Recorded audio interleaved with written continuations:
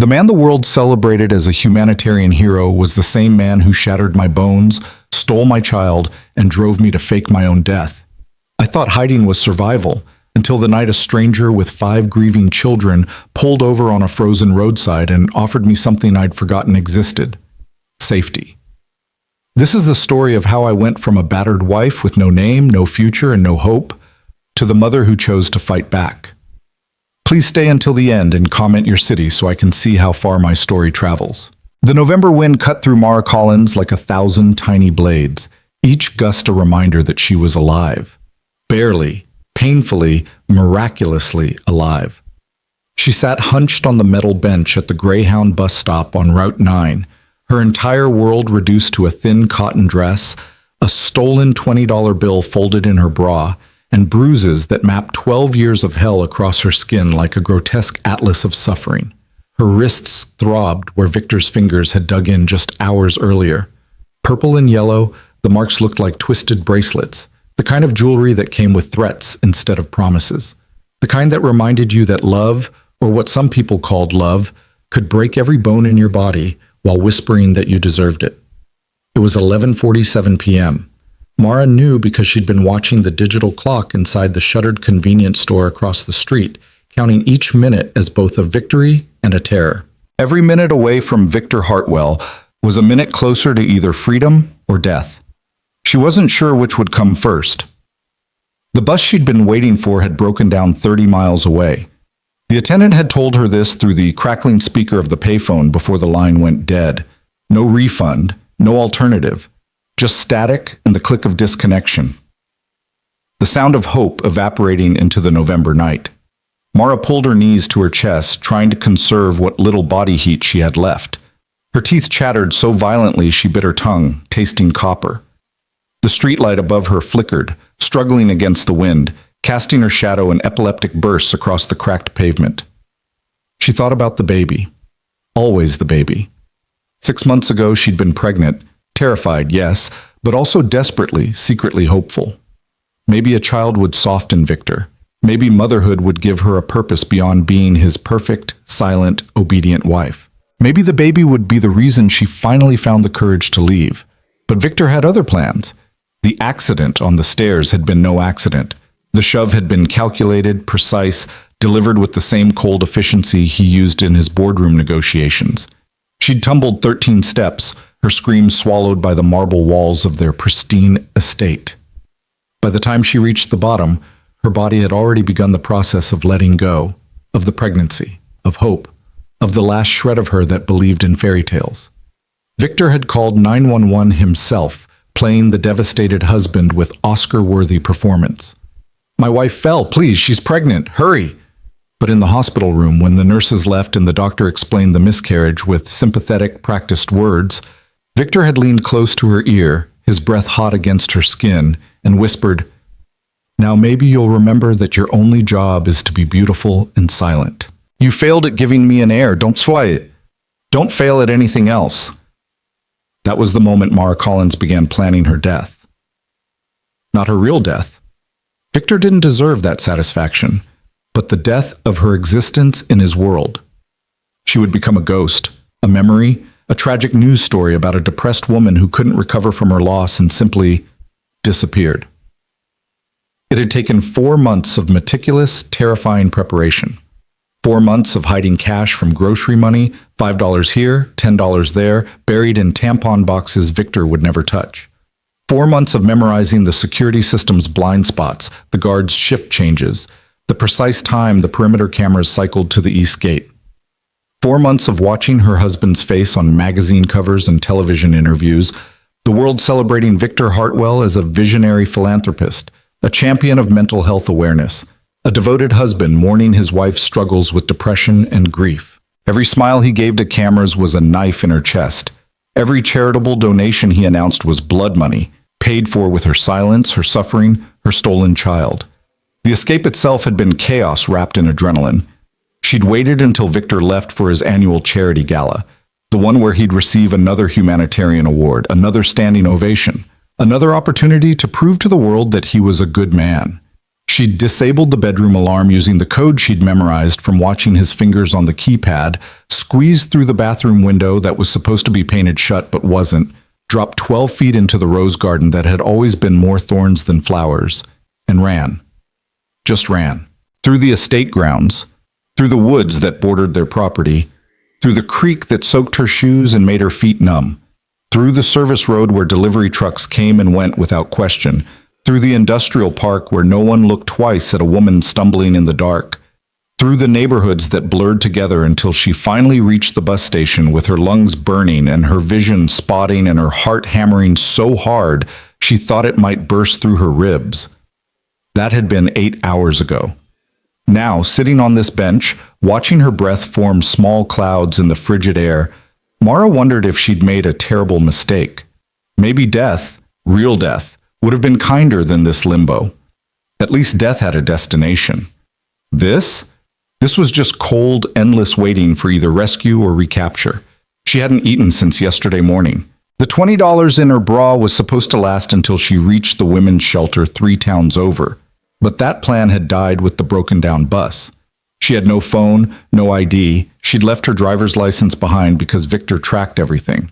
No coat, and nowhere to go. The wind picked up, carrying the scent of coming snow. Mara closed her eyes and tried to remember warmth.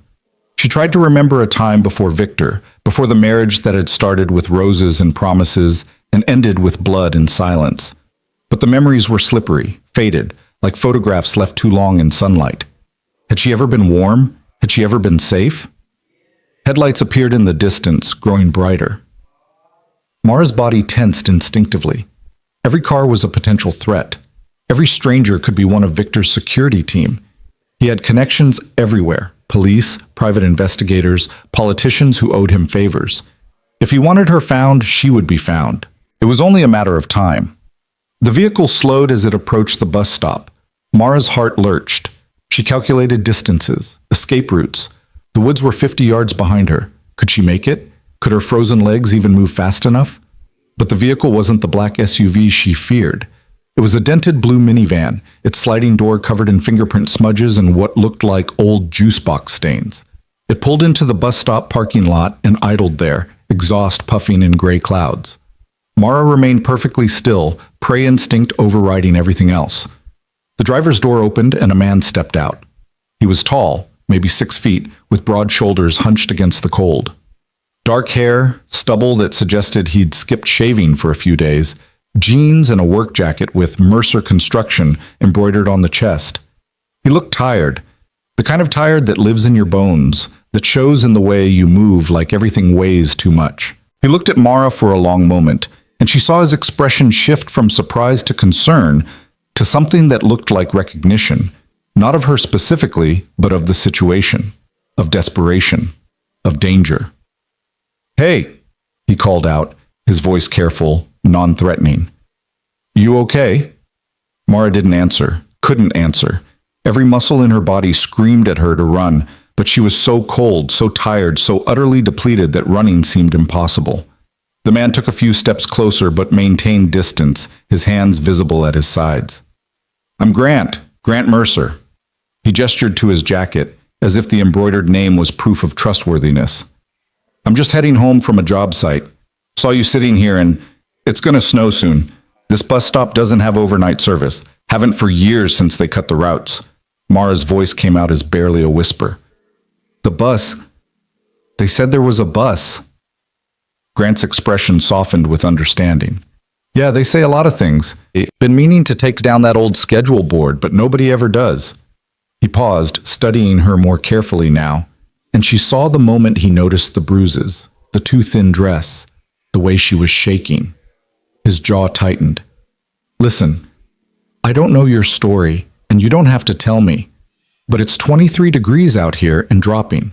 There's a diner about 2 miles up the road, open all night.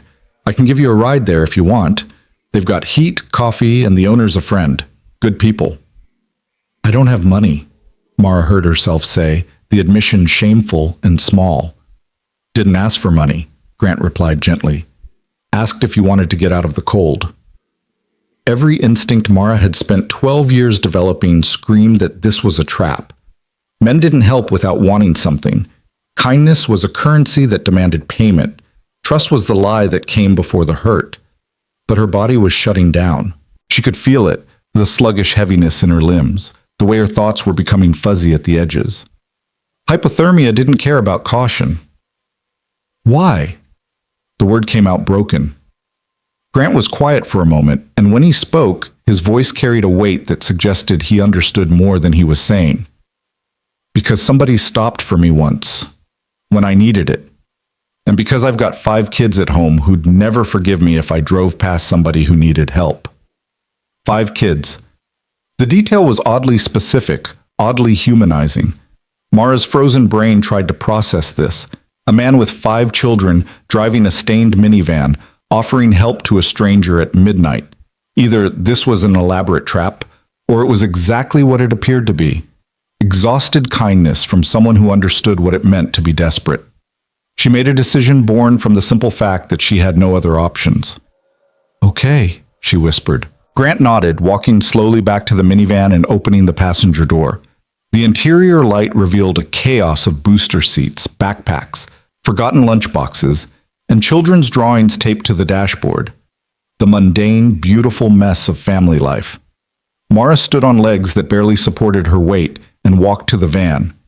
Each step was a small act of faith, or maybe just surrender. She climbed into the passenger seat, and the warmth from the vehicle's heater hit her like a physical embrace. She gasped, her body responding to the temperature change with violent shivers. Grant closed her door carefully, walked around to the driver's side, and got in.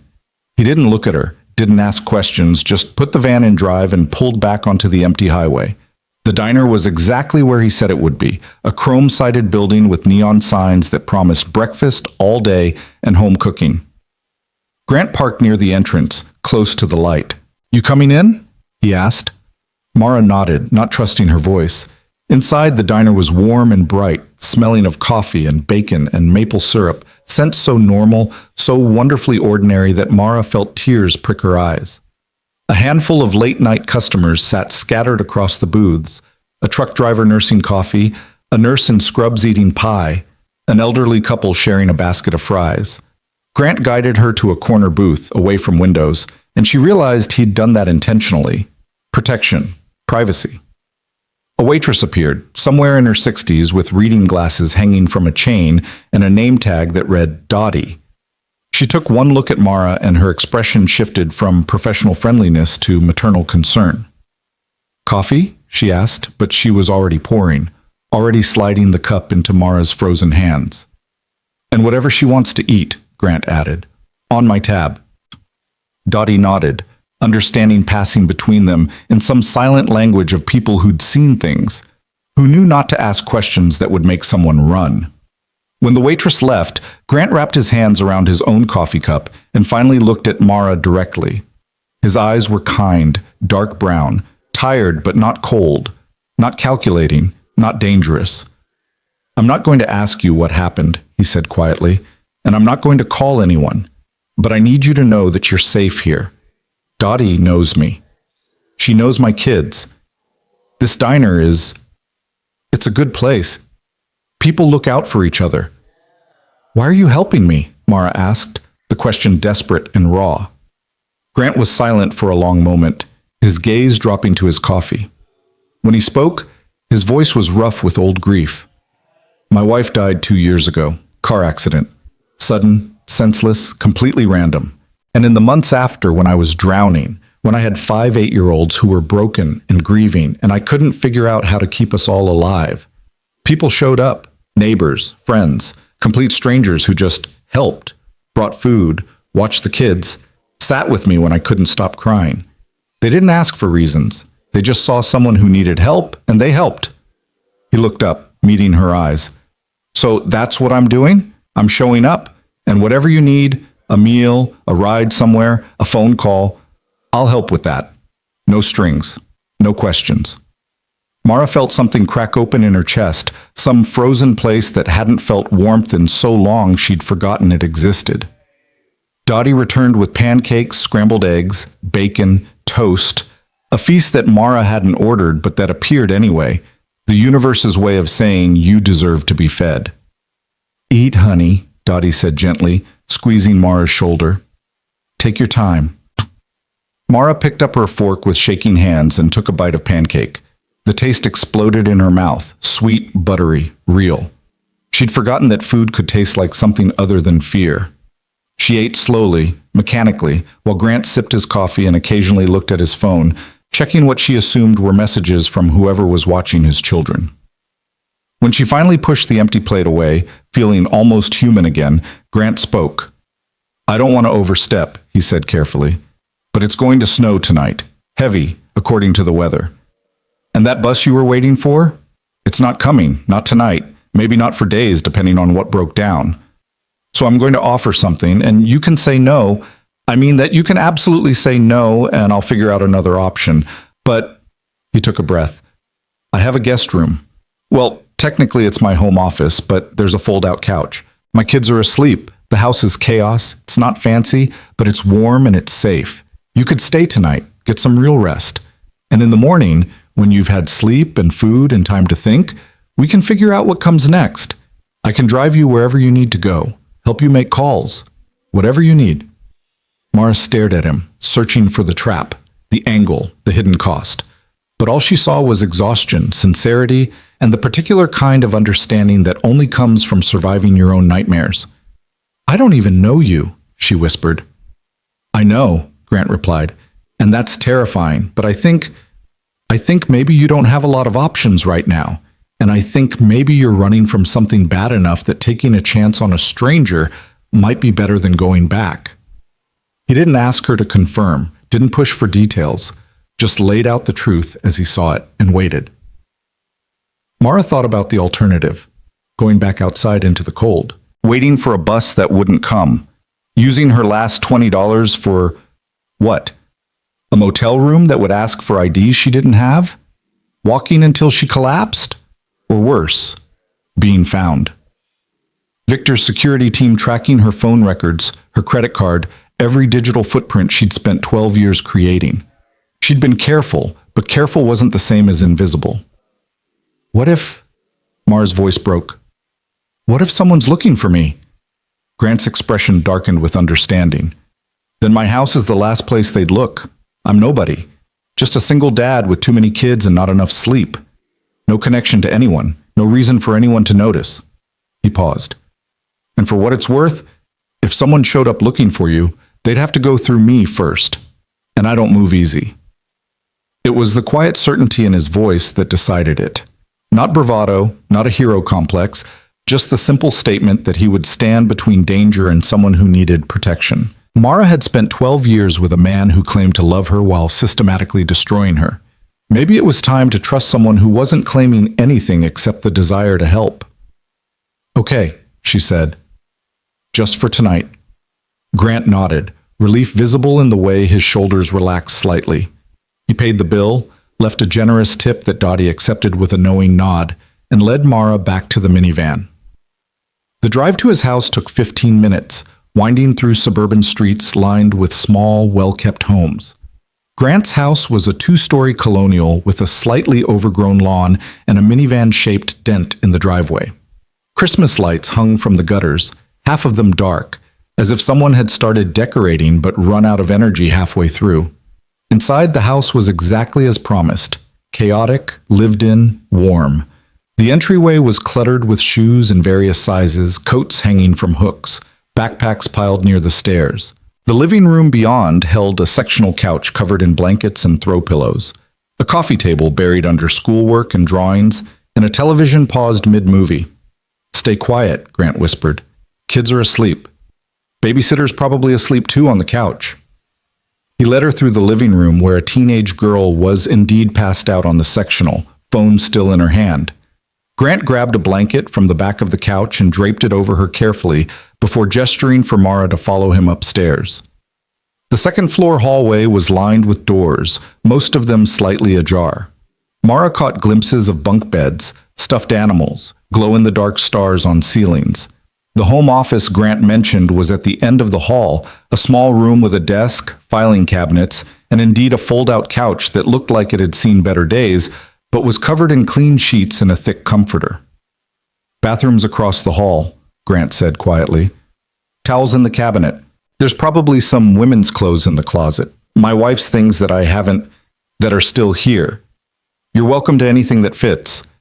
And if you need anything at all, my room's the first door on the left. Don't hesitate."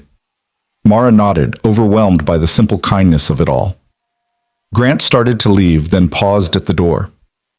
"I know you don't have any reason to trust me, but you're safe here. I promise you that. Whatever you're running from, it doesn't reach here." Then he was gone, closing the door softly behind him. Mara stood in the middle of the small room, surrounded by the evidence of someone else's life.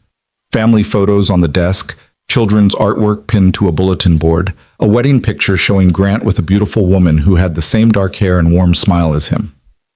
"Dead 2 years ago," he'd said, sudden and senseless. Mara looked at the woman's face and felt a strange kinship. Both of them ghosts, in different ways. Both of them leaving holes in the world that still echoed with loss. She walked to the bathroom and caught sight of herself in the mirror for the first time since leaving Victor's house. The woman staring back was unrecognizable, hollow-eyed, bruised, gaunt, with tangled hair and a dress that hung off her frame like a shroud. Mara turned on the shower and stepped under the spray, still wearing her dress, letting the hot water wash away the filth and fear and blood of her escape. She stood there until the water ran cold, until her skin was pink and raw, until she'd cried herself empty. Then she wrapped herself in towels, found an old t-shirt and sweatpants in the closet, both smelling faintly of lavender detergent, and returned to the fold-out couch. The sheets were soft. The comforter was heavy. The house was quiet except for the gentle sounds of breathing from the rooms nearby, children sleeping, safe, loved. For the first time in 12 years, Mara Collins closed her eyes without fear. And she slept. Mara woke to the sound of chaos. Not the violent, terrifying chaos she'd grown accustomed to over 12 years. No slamming doors, no shouted accusations, no sharp crack of palm against skin. This was different. This was the chaos of life happening at full volume. Running footsteps thundering downstairs, competing voices arguing over bathroom priority, the clatter of dishes, the beep of a microwave, and underneath it all, the low, steady voice of Grant trying to orchestrate order from pandemonium. "Nora, let your sister go first. She's been waiting. Evan, we don't wear pajamas to school. Rowan, buddy, I can't understand you when you whisper from the hallway. Ivy, please don't cry. We'll find your other shoe. Eli, if you draw on the wall one more time, I'm taking away your markers for a week." Mara opened her eyes to morning light filtering through unfamiliar curtains. For a disorienting moment, she couldn't remember where she was, her body tensing with the instinctive panic that had become second nature. Then memory returned. The bus stop, the diner, Grant's quiet kindness, the promise of safety. She sat up slowly, her body protesting.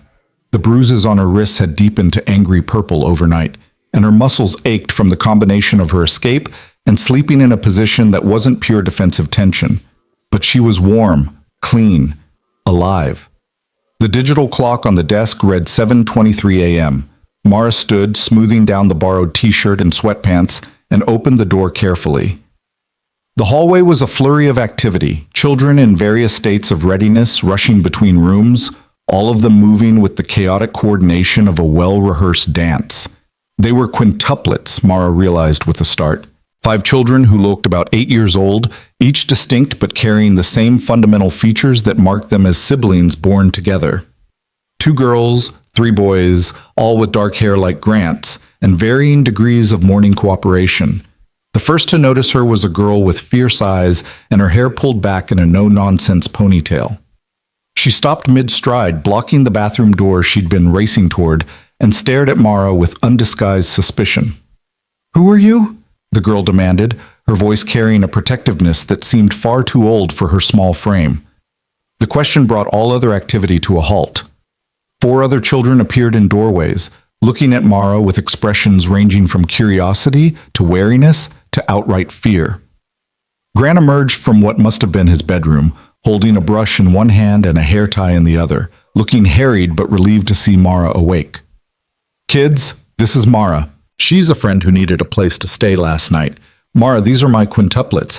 The interrogator blocking the bathroom is Nora." Nora didn't soften. If anything, her stance became more defensive. "We don't know her. Why is she wearing Mom's clothes? The words hit the room like a grenade. The other children's expressions shifted, some to sadness, some to anger, one little girl's eyes filling with immediate tears. Grant's face flickered with pain, but his voice remained steady. Because I offered them to her, and Mom would have wanted me to help someone who needed help. Now please, everyone needs to finish getting ready. We have 17 minutes before we need to leave for school. But none of the children moved.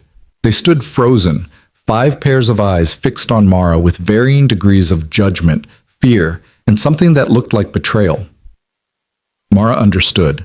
She was an intruder in their grief, a stranger wearing their mother's clothes, appearing overnight like a ghost that didn't belong in their carefully maintained world. She'd experienced enough loss to recognize the fierce territorialism that came with it, the desperate need to keep everything exactly as it was because change meant accepting that the person was never coming back. "I'm sorry," Mara said quietly, her voice still rough from disuse and crying. "I didn't mean to intrude. Grant was kind enough to help me when I had nowhere else to go. I'll be gone soon, and you won't have to see me again." The little girl who'd been crying, Ivy, Mara would learn later, let out a small sob and ran back into her room, slamming the door. "Ivy, wait!" Grant started, but another child, a boy with thoughtful eyes and messy hair, shook his head. "Let her be, Dad. You know she needs time." The boy looked at Mara with an expression that was more analytical than hostile. "I'm Evan," that was Ivy. "She's scared of everything since Mom died. You look scary." "Evan," Grant's voice held warning. "What?" "She does. She's got bruises, and she looks like she's been crying, and she's too skinny. Ivy gets scared when people look hurt." Mara felt the observation like a physical blow, not because it was cruel, but because it was painfully, honestly true. She did look scary. She looked like exactly what she was, a woman who'd barely survived. The girl with the ponytail, Nora, continued her assessment. "Where did you come from? Why don't you have your own clothes? Are you running away from something?" "Nora, that's enough," Grant said firmly. "Everyone, room, now. Finish getting ready. We'll talk about this later." "But Dad, now." The command in his voice was gentle but absolute. The children dispersed reluctantly, Nora throwing one last suspicious glare at Mara before disappearing into the bathroom. Only one child remained, a small boy with paint-stained fingers who'd been standing silently in a doorway, watching everything with wide, unblinking eyes. Grant knelt down to the boy's level. "Eli, buddy, you okay?" The boy didn't answer, just kept staring at Mara. Then, in a voice so quiet she almost didn't hear it, he said, "She has the same eyes as Mom did, after." Grant went very still. "After what, Eli?" "After the accident, in the hospital, before she left." The boy's voice was matter-of-fact, as if he was simply reporting an observation rather than devastating everyone in the hallway. Her eyes looked like they hurt, like they saw something bad and can't stop seeing it. The silence that followed was suffocating. Grant's expression crumbled for just a moment, raw grief flashing across his face before he schooled it back into parental composure. He pulled his son into a tight hug, and Mara saw the boy's small arms wrap around his father's neck with the desperation of someone still learning how to hold on.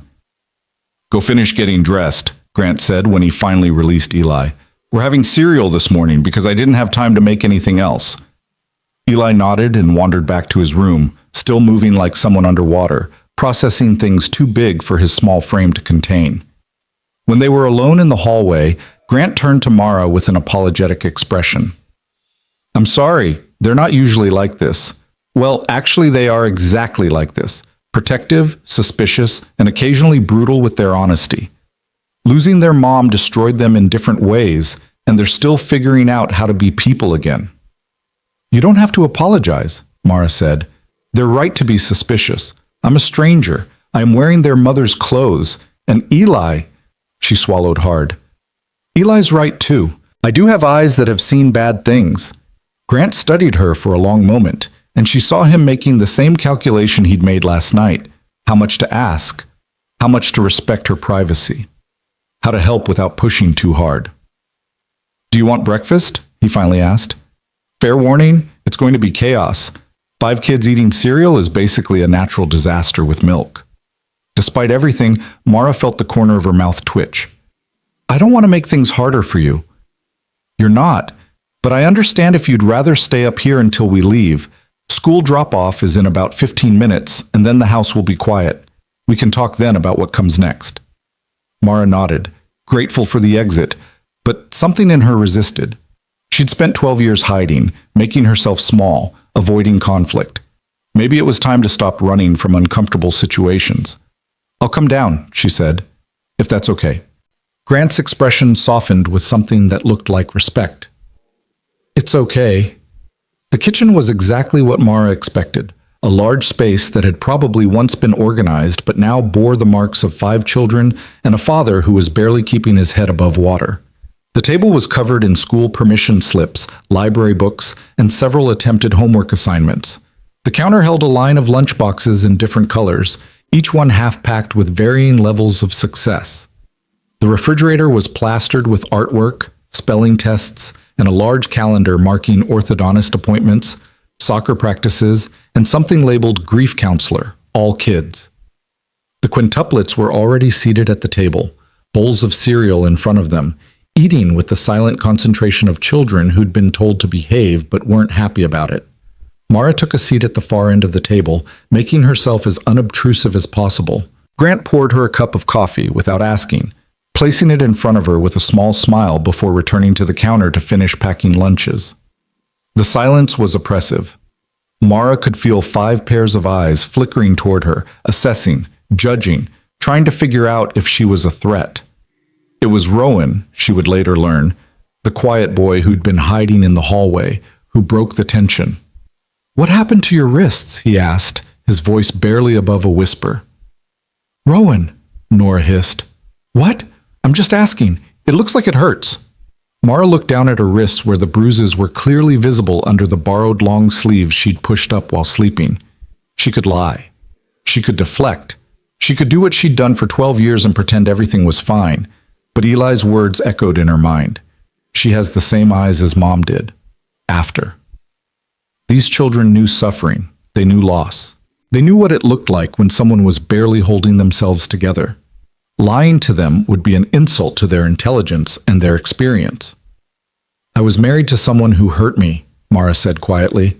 "I left, and these are the marks from leaving. They'll heal." The silence that followed was different now, not hostile, but processing. 5 children considering this new information, weighing it against their own understanding of the world.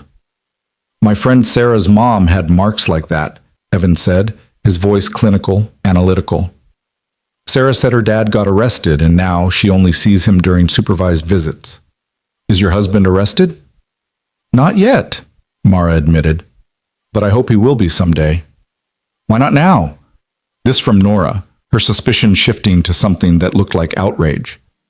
"If he hurt you, why isn't he in jail?" "Because sometimes the world doesn't work the way it should," Mara said. "Sometimes bad people are very good at pretending to be good, and sometimes people like me are too scared to tell anyone what's really happening." "Are you still scared?" Ivy's voice was tiny, trembling, coming from behind her cereal box, which she was using as a shield. Mara met the little girl's eyes, wide, brown, terrified of everything the world might contain. "Yes," she said honestly. "I'm still scared, but I'm trying to be brave anyway." Something in Ivy's expression shifted, just slightly. Not acceptance, but understanding. Fear recognizing itself in another person. Grant finished packing the last lunchbox and checked his watch. "All right, crew, we need to roll. Shoes, backpacks, jackets. Nora, please make sure Ivy doesn't forget her library book again. Evan, help Rowan find his other sneaker. Eli, wash your hands. You have marker on them from last night's art project." The children scattered in organized chaos, and within minutes they were assembled by the front door, looking like a mismatched but functional unit. Grant grabbed his keys, then turned to Mara. "I'll be back in about 30 minutes. There's food in the fridge. Help yourself to anything. The door locks automatically, so you're safe here. And Mara?" He waited until she met his eyes. "Thank you for being honest with them. They needed that." Then he herded his children out the door, and Mara was alone in the sudden, overwhelming quiet. She sat at the kitchen table for a long time, drinking coffee that was stronger than she was used to, looking at the artwork covering the refrigerator. Each piece was labeled with a name and date. Nora's fierce dragons, Evan's precisely drawn robots, Rowan's landscapes, Ivy's flower gardens, Eli's portraits of people with sad, expressive faces. One drawing in particular caught her attention, a family portrait dated 6 months ago. 5 children holding hands with 2 larger figures on either end. One figure was clearly Grant, tall and smiling. The other was a woman drawn in gentle colors, but her face was obscured, scribbled out with heavy black marker. Below the drawing, in careful child handwriting, "We miss you, Mom. Love, Eli." Mara felt tears burning her eyes. This family was broken in ways that matched her own brokenness. Different causes, same result. They were all trying to figure out how to keep breathing when the world had stolen something essential. She was still staring at the drawing when Grant returned, stomping snow off his boots in the entryway. "Sorry that took longer than expected," he called out. Ivy had a meltdown in the car about a substitute teacher, had to talk her down before she'd go into the building. He appeared in the kitchen doorway, shrugging out of his jacket. "You doing okay?" "Your children are remarkable," Mara said, surprised by the steadiness in her own voice. Grant's expression softened. "They're terrified, traumatized, and sometimes too smart for their own good. But yeah, they're pretty remarkable." He poured himself a fresh cup of coffee and sat down across from her. "I meant what I said last night. You can stay here as long as you need, but I also need to know, are you in immediate danger? Is someone actively looking for you right now?" Mara considered the question carefully. "My husband is powerful, connected. If he wanted to find me, he could, but I don't think he's looking yet. He was at a charity gala when I left. It's possible the security team hasn't even reported me missing yet, because they think I'm still in the house." She paused, the weight of what she was about to say pressing on her chest. "But when he realizes I'm gone, he'll use every resource he has to find me. And he has a lot of resources." "Does he know about this town? Does he have any connection here?" "No. We live 3 hours away in Riverside Heights. He has no business here, no contacts that I know of. This was random. I was trying to get to a women's shelter in Harrington, but the bus broke down."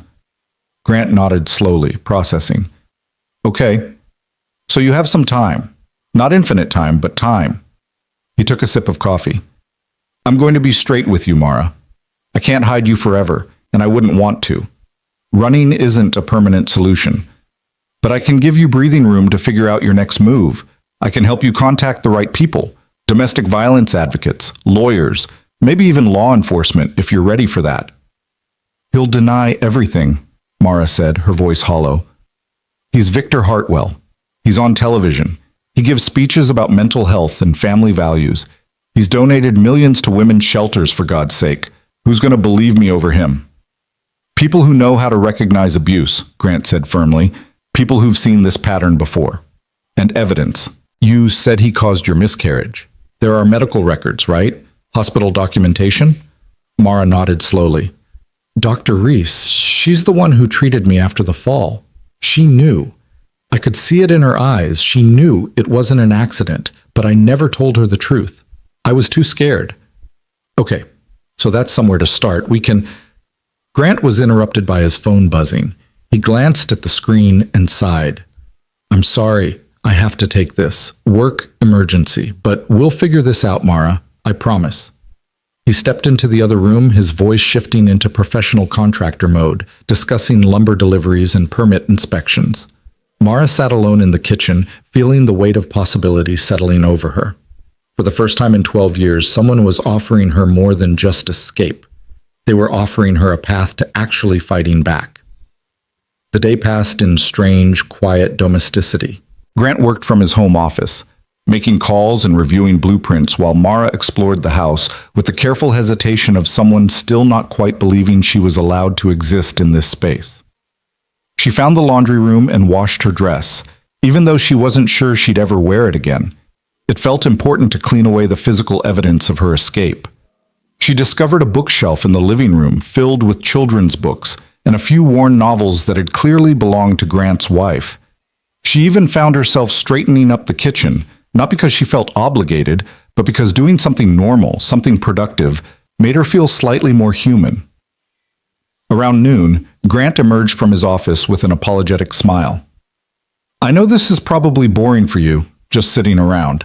I have to go to a job site for a few hours this afternoon. Supplier delivered the wrong fixtures and I need to sort it out. You're welcome to come with me if you want to get out of the house, or you can stay here. Whatever feels safer.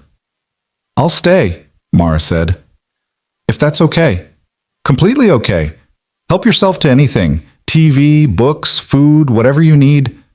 After Grant left, Mara found herself drawn back to the refrigerator, to those drawings that told the story of a family learning to survive loss. She studied each one, seeing the progression of grief. Early drawings showing the mother figure present, later ones showing her absence.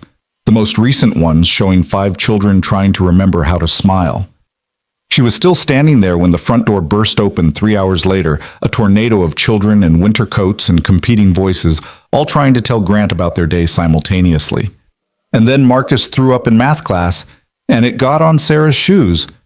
I got 100 on my spelling test, but Mrs. Chen says I need to work on my handwriting. The substitute teacher made us do silent reading for 2 hours, and I finished my entire book. Someone broke the swing at recess, and now we can't use the playground until they fix it. Dad, Eli drew on the bathroom wall again. The chaos flooded the space like water breaking through a dam, and Mara pressed herself against the refrigerator, suddenly overwhelmed by the sheer volume of life happening around her. Grant saw her there, looking small and frightened, and gently herded his children toward the living room.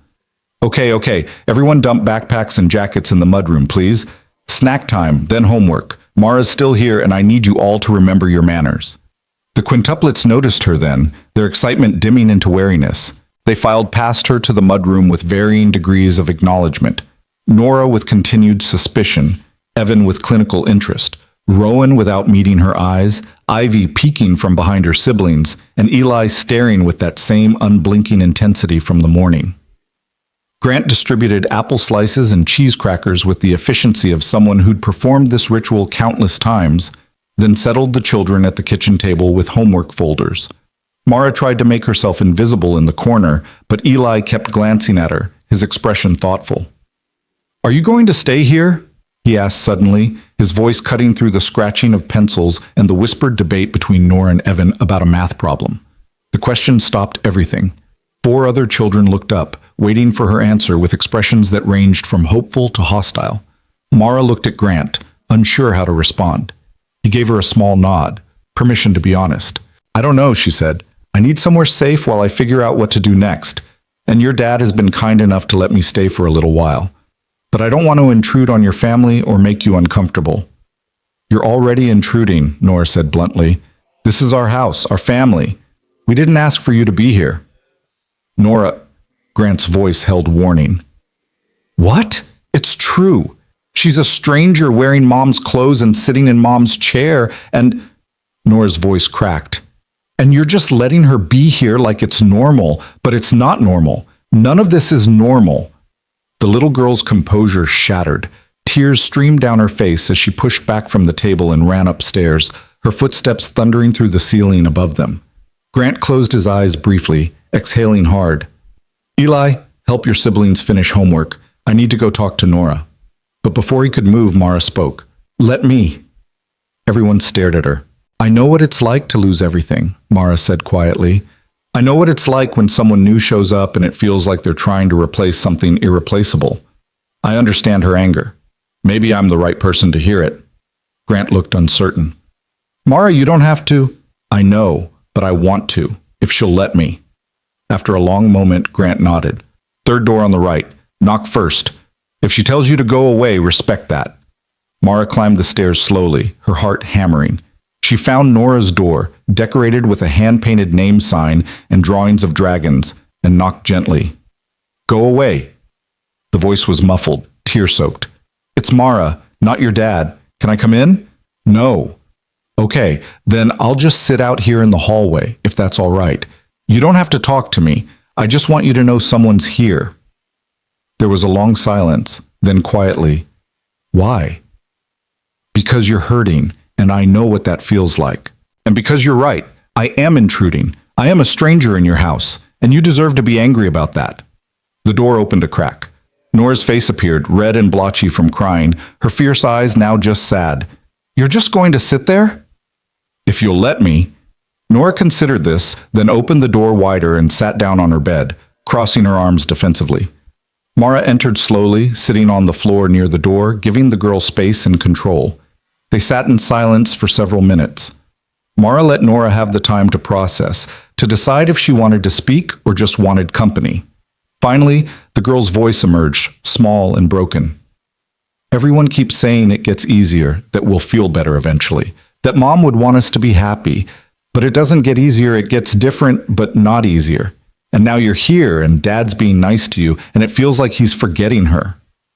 He's not forgetting her, Mara said gently.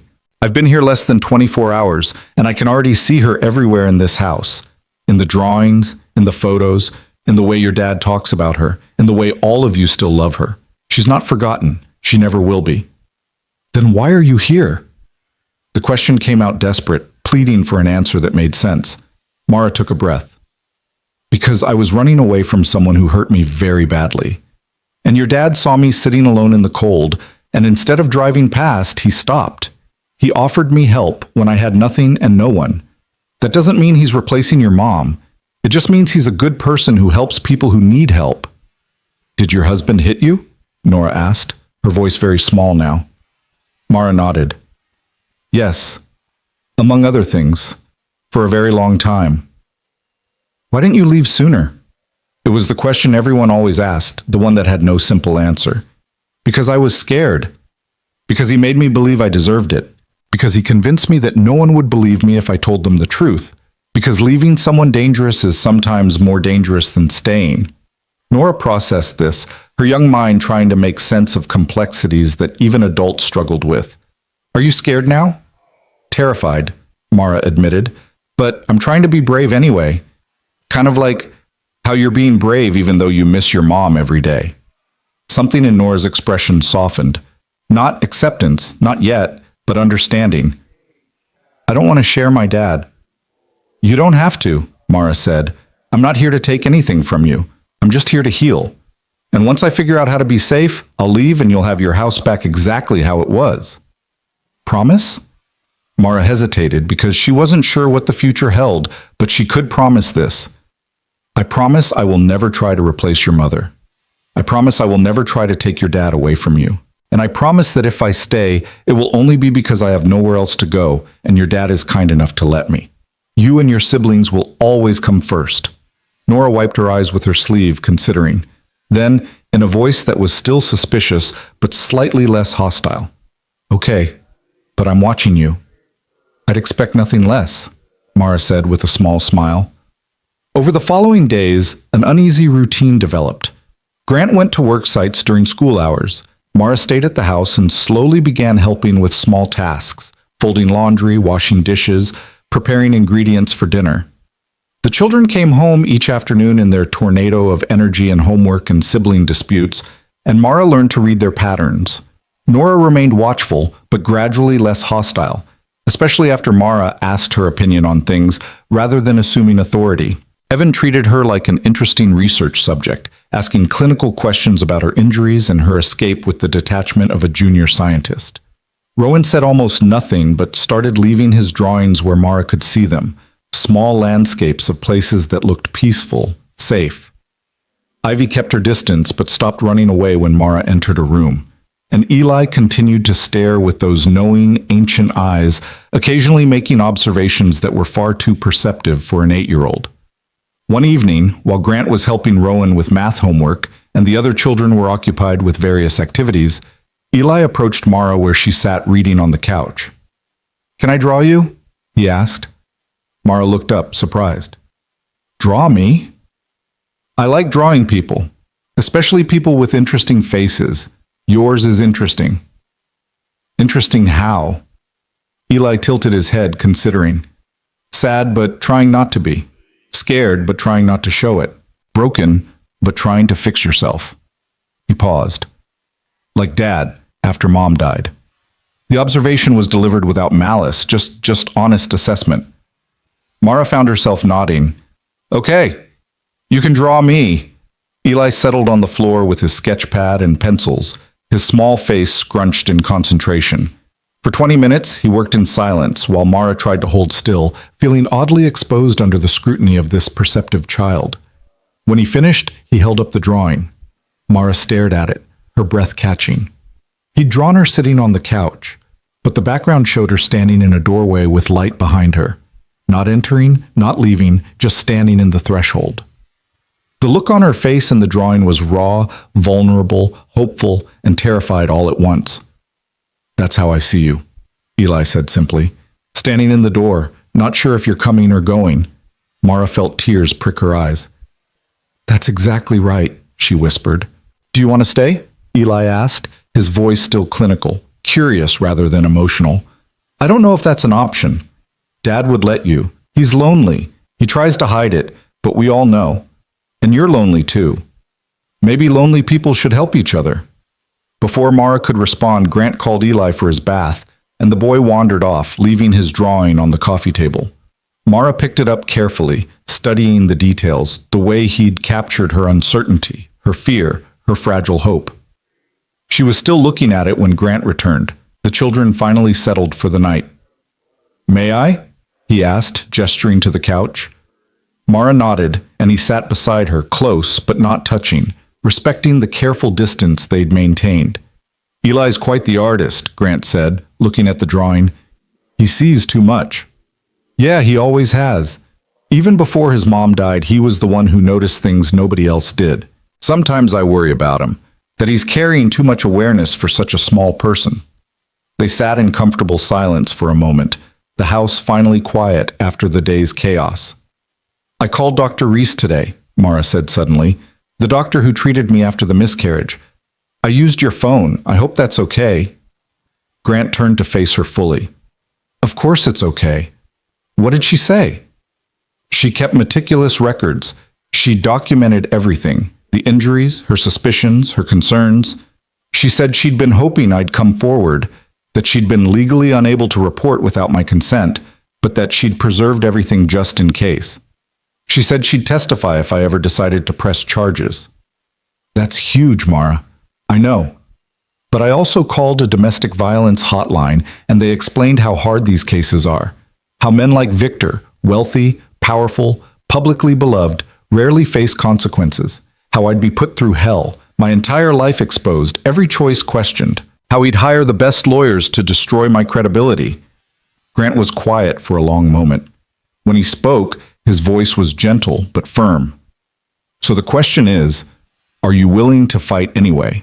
Not because it'll be easy or even because you're guaranteed to win, but because you deserve justice. And other women deserve to know the truth about who he really is." Mara looked down at her hands, at the bruises that were finally starting to fade to yellow-green. "I don't know if I'm strong enough. You walked away from him. You survived 12 years of abuse. You escaped with nothing but your life.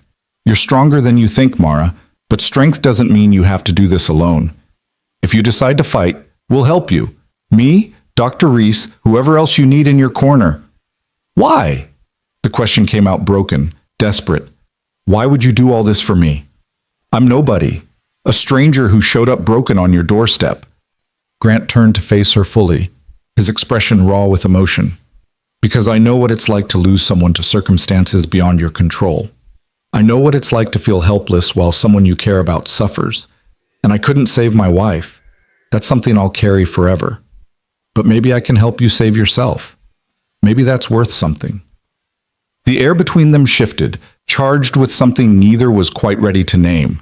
Mara felt it, the pull toward this man who'd shown her kindness without asking for anything in return, who'd opened his home and his life to a stranger, who looked at her brokenness and saw someone worth fighting for.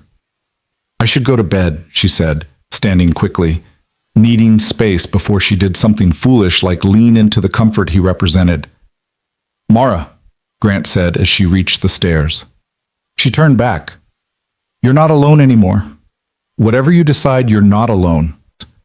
She nodded, not trusting her voice, and climbed to the guest room where she'd spent nearly a week now, sleeping in the fold-out bed that was starting to feel almost like hers. That night, for the first time since arriving, Mara dreamed. Not nightmares of Victor finding her, but memories of the baby she'd lost, soft dreams of what might have been, gentle and sad, and somehow healing. She woke with tears on her face, but without the usual crushing weight of grief. In the morning, she made a decision. She found Grant in the kitchen, already making breakfast for the quintuplets who would be waking up any minute. "I want to fight," she said. "I want to press charges. I want to tell the truth about who Victor really is. Will you help me?" Grant's face broke into a smile, not triumphant, but proud, relieved. "Yes, absolutely yes. We'll start today." And as 5 children thundered down the stairs, demanding pancakes and help finding lost homework, Mara felt something she hadn't felt in 12 years, the possibility that maybe, just maybe, she could reclaim her life. The weeks that followed Mara's decision moved with the strange dual rhythm of glacial progress and breakneck momentum. During the day, while Grant worked and the children attended school, Mara met with advocates from the county's domestic violence center. Patient women with worn folders and gentle voices who explained the process of building a case against someone like Victor Hartwell. At night, she helped with homework and dinner, slowly learning the intricate choreography of a household held together by routine and stubborn love. Sarah Chen, the lead advocate assigned to Mara's case, was a woman in her 50s with silver-streaked hair and eyes that had seen too many stories like Mara's. She sat across from Mara at the dining room table on a Tuesday morning, spreading documents between them like cards in a dangerous game. "The good news is that Dr. Reese's records are extremely detailed," Sarah said, tapping a thick folder. She documented not just the physical injuries from the miscarriage, but also older bruising she noted during examinations, inconsistencies in your explanations for various injuries over the years, and her own professional concerns. This is gold in cases like yours. "And the bad news?" Mara asked, though she already knew there would be bad news. There was always bad news when powerful men were involved. "The bad news is that Victor Hartwell has spent 12 years building a public image as a philanthropist and advocate. He's donated to women's shelters, for God's sake. He gives speeches about family values and mental health awareness.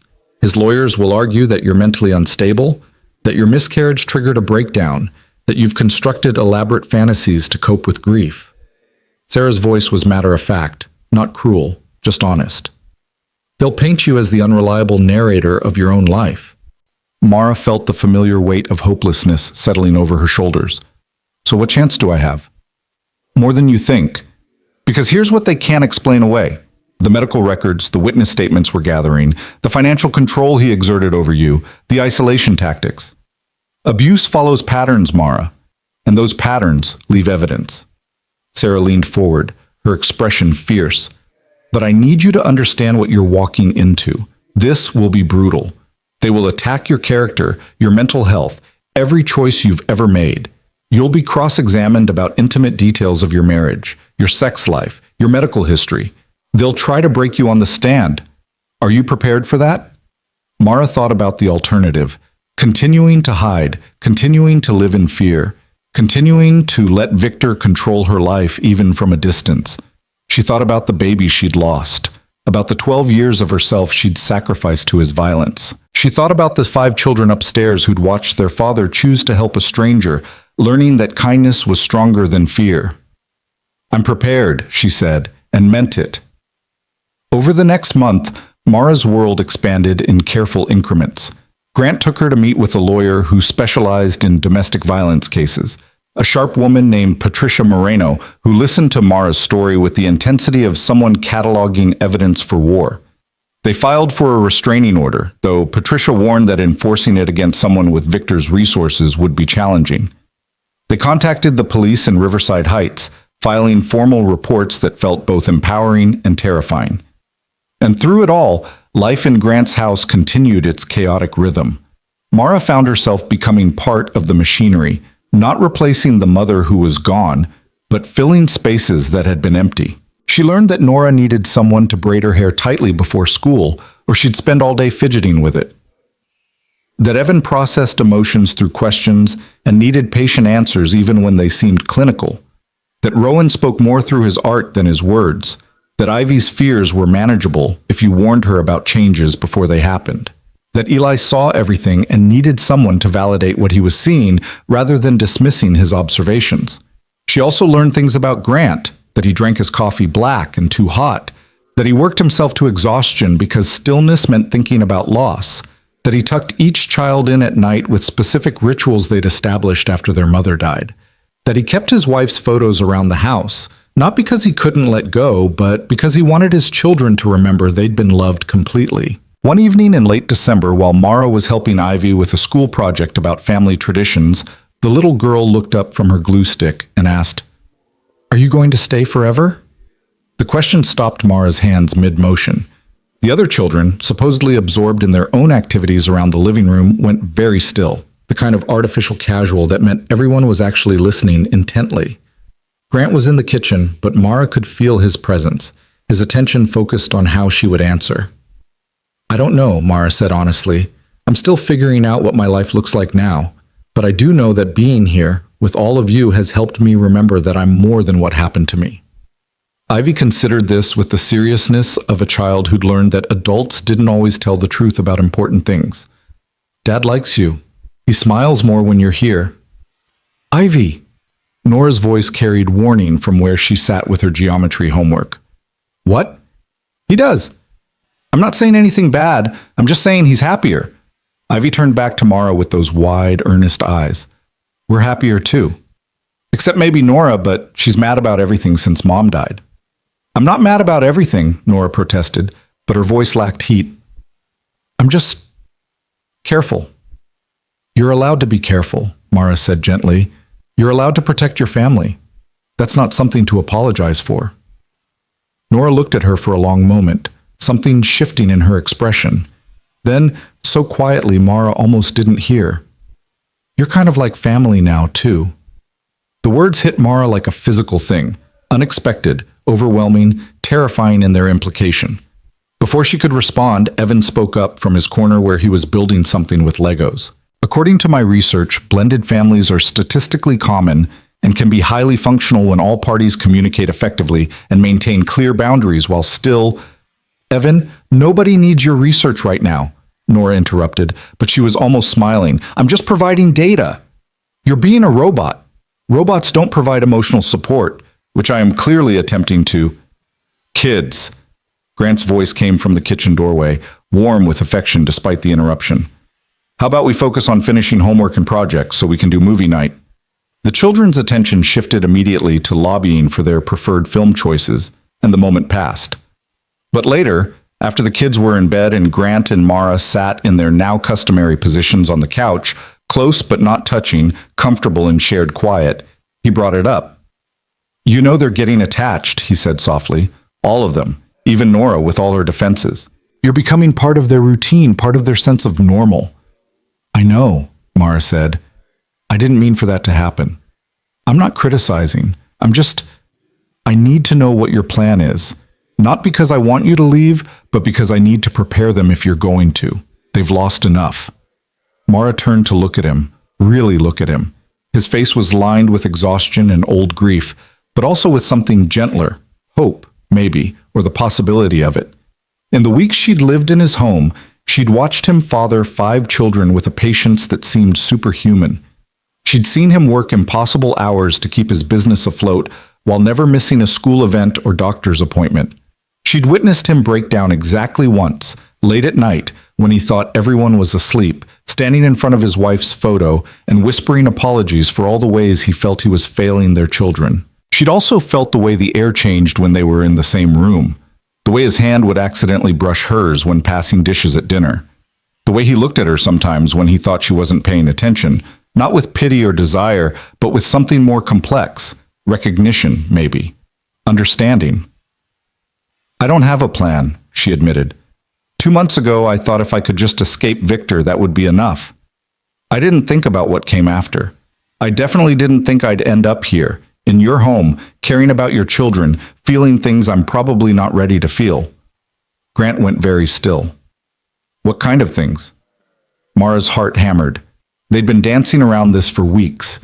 This unnamed thing between them that felt too significant to acknowledge but too present to ignore. But maybe it was time to stop dancing. "Safe things," she said quietly. "Warm things. Things I haven't felt in over a decade."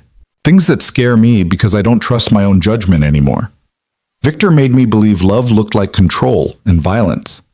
How do I know I'm not just transferring my dependence from one man to another?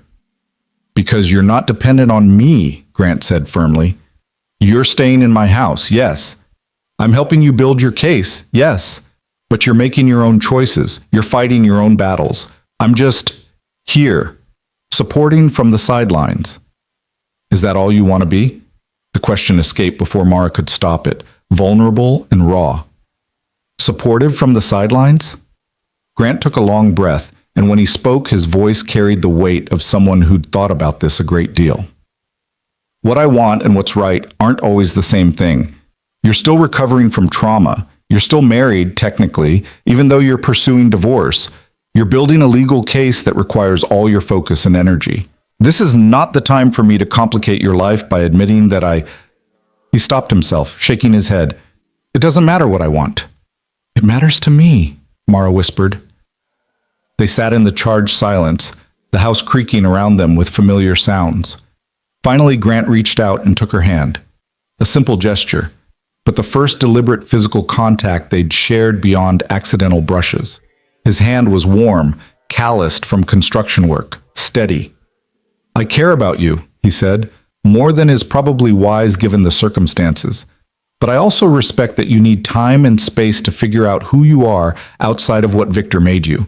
So here's what I'm offering. Stay as long as you need. Be part of this family in whatever capacity feels right. And when you're ready, if you're ever ready, we can talk about what this could be. But no pressure, no expectations, just presence. Mara felt tears burning her eyes. After 12 years of Victor's demands and conditions and requirements, the gift of patience and respect felt almost too precious to accept. Thank you, she managed. They sat there, hands linked, until Mara finally pulled away and retreated to her room where she could cry without an audience, tears of grief and relief and something that might have been hope. The holidays arrived with their complicated mix of joy and sorrow. Grant's parents came for Christmas, kind people in their 70s who'd clearly been briefed about Mara's presence and welcomed her with the careful gentleness reserved for broken things. They asked no questions about her past, just included her in the family traditions like she'd always been there. On Christmas morning, Mara woke to find a small wrapped package outside her door.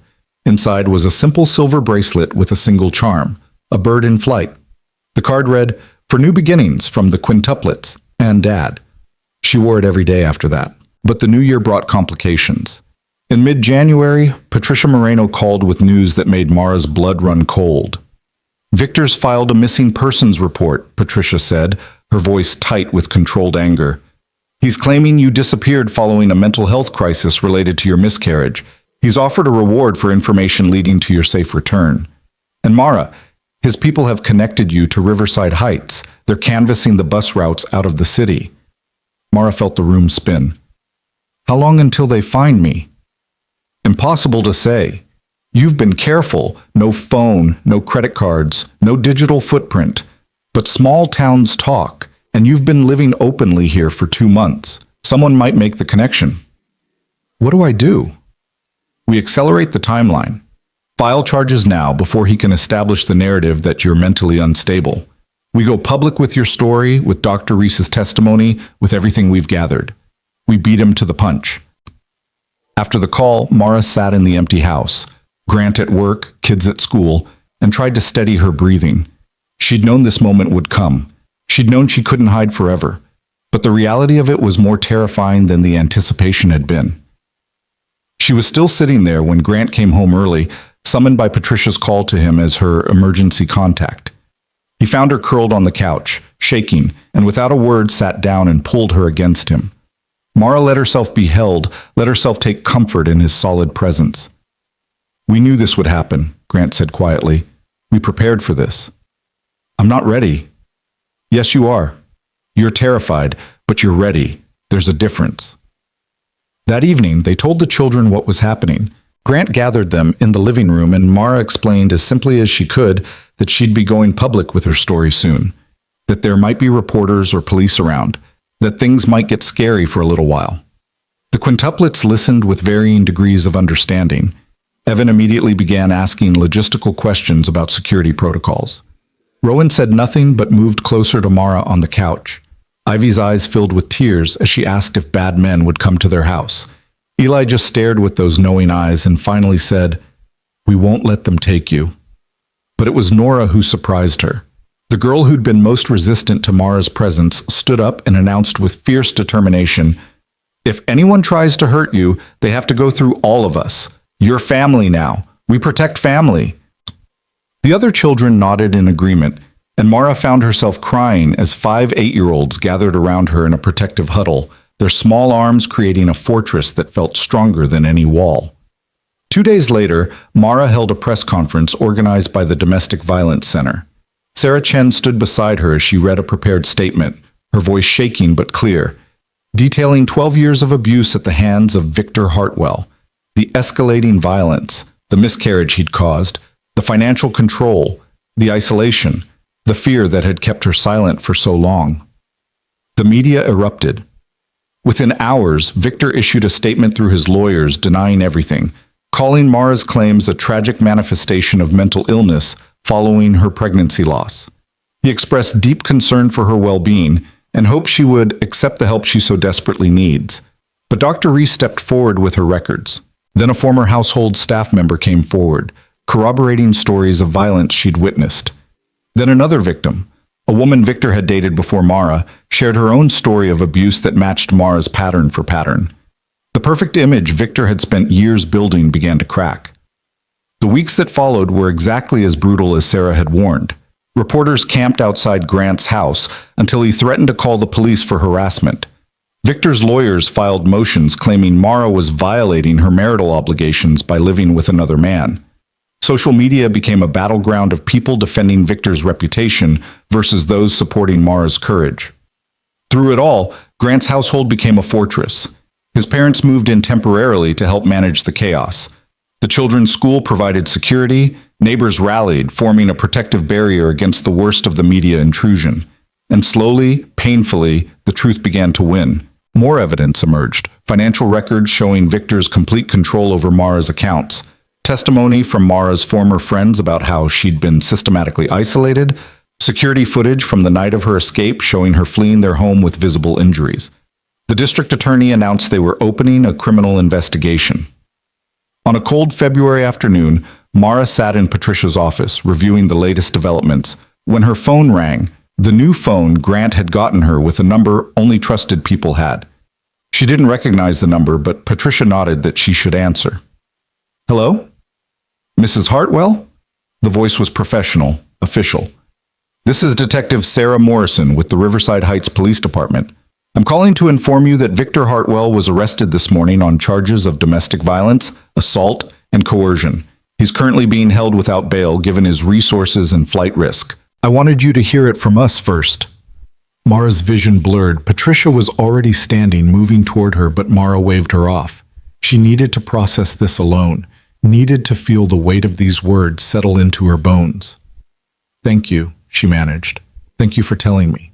After she hung up, she sat in silence for a long moment. Then she called Grant.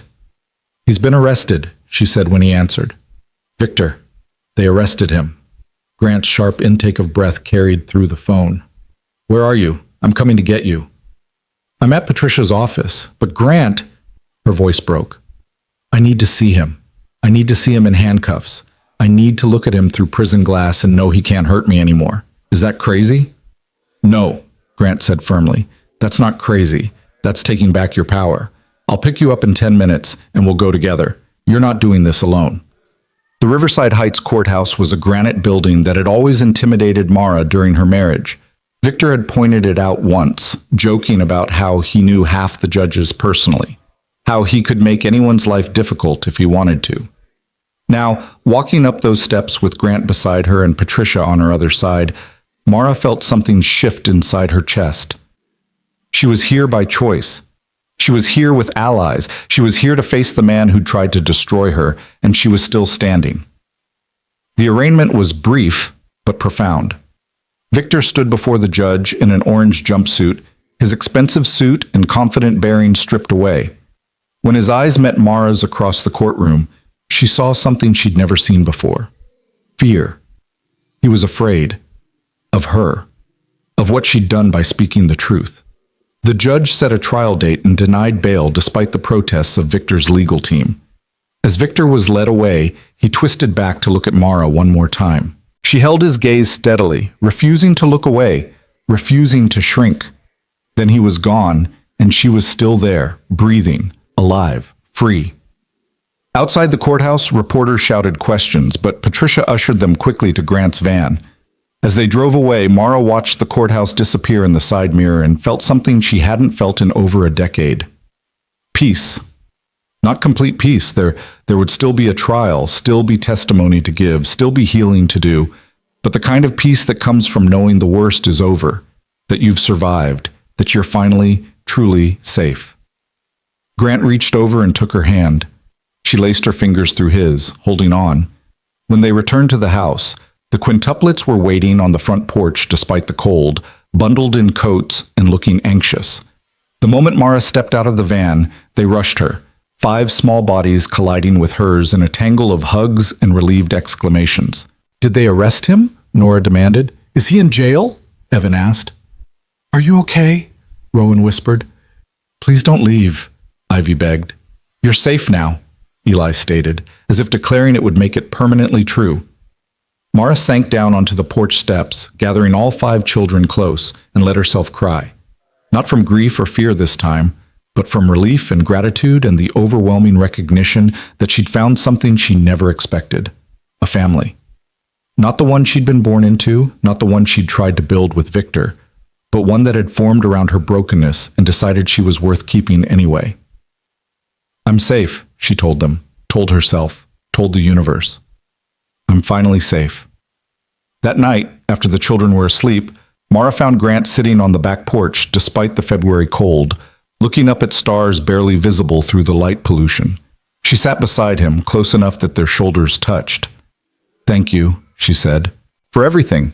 For stopping that night, for giving me a place to stay, for helping me fight, for—" "You don't have to thank me," Grant interrupted gently. "Yes, I do. You saved my life.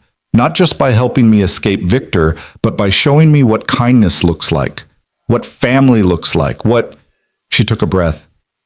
"What love could look like, if I ever let myself try again." Grant turned to look at her, his expression careful, hopeful. "And are you letting yourself try?" Mara thought about everything that had happened since that November night.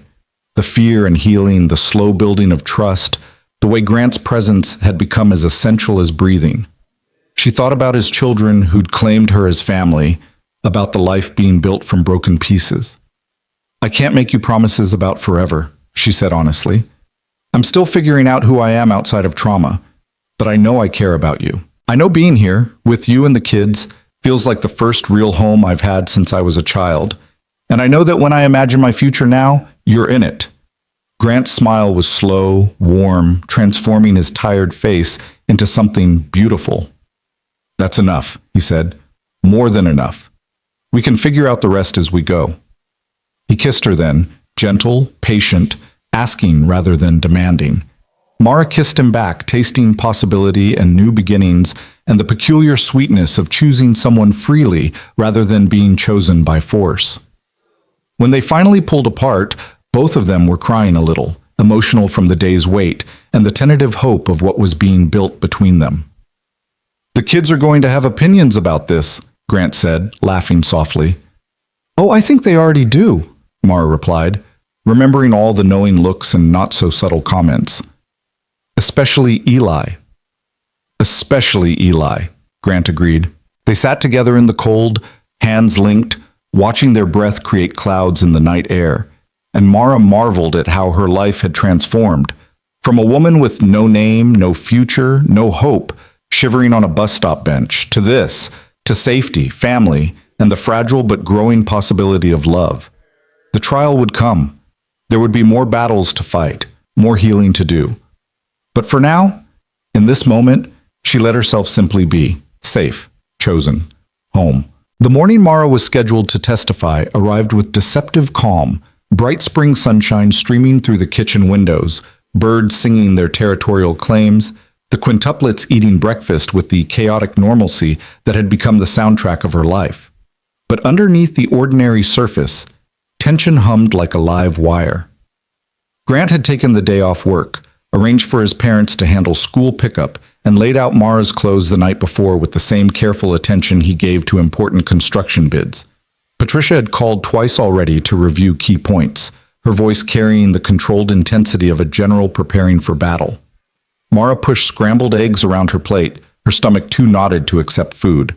Across the table, 5 pairs of eyes watched her with varying degrees of worry.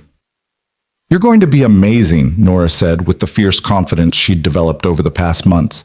The girl who'd once viewed Mara with suspicion now wore a homemade bracelet that matched the one Mara had received at Christmas. 5 different colored threads braided together with a bird charm Nora had added herself. Statistically, witness testimony that includes specific sensory details and emotional context is more credible to juries, Evan offered, which was his version of encouragement. "You have both. Your recall is excellent." Rowan said nothing but slid one of his drawings across the table, a landscape showing a figure standing on a hilltop with the sun rising behind her. The message was clear: you're moving toward the light. Ivy climbed into Mara's lap without asking, something the anxious child only did when she was trying to offer comfort rather than seek it. "When you come home, can we make cookies? Chocolate chip cookies always make scary days better." Eli, who'd been silent throughout breakfast, finally spoke. "Are you scared of seeing him again?" The other children tensed, shooting Eli looks that ranged from annoyed to alarmed. But Mara had learned that Eli's directness was a gift, not a weapon. He asked the questions everyone else danced around because he understood that naming fear diminished its power. "Yes," Mara said honestly, "I'm terrified. Even though he's in handcuffs, even though there are guards and lawyers and a judge between us, part of me is still that woman who believed he could reach me anywhere. But I'm going to testify anyway, because being scared isn't a good reason to let him keep controlling my life." Eli nodded, satisfied with the answer. "Good. Because he should be scared of you now, not the other way around." Grant caught Mara's eye across the table, his expression conveying everything he couldn't say in front of the children. Pride, concern, love that had grown from friendship into something deeper and more essential. They'd been careful around the kids, keeping physical affection minimal, taking things slowly. But the quintuplets weren't blind. They'd started calling Mara Essie a few weeks earlier, a name that meant essential in their private sibling language, and they'd stopped asking when she was leaving and started asking if she was staying forever. The courthouse loomed large and intimidating as Grant pulled into the parking garage. Patricia met them at the security entrance, flanked by Sarah Chen and another advocate named Marcus, who'd been instrumental in gathering witness testimony. "Victor's legal team is going to try to rattle you," Patricia said as they moved through metal detectors. "They'll imply you're lying for attention or money. They'll suggest your mental health is compromised. They'll make the miscarriage seem like your fault somehow. None of it is true, but you need to hear it without reacting emotionally. Can you do that?" Mara thought about 12 years of learning to control her reactions, to hide fear, to present whatever face Victor demanded. The irony wasn't lost on her. The survival skills her abuser had forced her to develop were the same ones that would help her testify against him. "I can do it," she said. The courtroom was packed. Reporters filled the gallery, separated from the general public by a low barrier that did nothing to muffle the aggressive whisper of pens on paper and the occasional camera shutter despite the no photography signs. Mara saw faces she recognized, former friends of Victor's who'd stopped calling after her disappearance, board members from his charitable foundation, even a few celebrities he'd courted for fundraising events. They stared at her with expressions ranging from sympathy to skepticism to outright hostility. And there, at the defense table in a tailored suit that made him look like the successful philanthropist rather than the accused abuser, sat Victor Hartwell. He'd lost weight during his months in custody, and there were shadows under his eyes that hadn't been there before. But his posture remained perfect, his expression carefully neutral, every inch the wronged husband suffering through his disturbed wife's delusions. When his eyes met Mara's, she saw the calculation there. He was still trying to intimidate her, still trying to remind her of his power. But something had changed in her since that November night. She held his gaze until he looked away first, a small victory that steadied her racing heart. The prosecution attorney, A woman named Rebecca Torres, with a reputation for demolishing abusive men on the stand, called Mara forward. The walk to the witness box felt endless. Every step weighted with the knowledge that the next hours would determine not just Victor's fate, but her own ability to finally close this chapter. After being sworn in, Mara sat in the hard wooden chair and gripped the armrest to keep her hands from shaking. Rebecca approached with a gentle smile, establishing rapport before the questioning began. "Mrs. Hartwell, can you tell us how you met Victor Hartwell?" Mara took a breath and began. She described meeting Victor at a charity event when she was 23, fresh out of graduate school and working at a nonprofit that helped at-risk youth. He'd been charming, attentive, sweeping her into a whirlwind romance that felt like a fairy tale. The proposal after 6 months, the wedding that was featured in society pages, the beautiful home, and the promise of a life built on love and purpose. "When did things change?" Rebecca asked. "About 3 months after the wedding. Small things at first. He didn't like how I wore my hair or the friends I kept. He suggested I quit my job because it was beneath my status as his wife.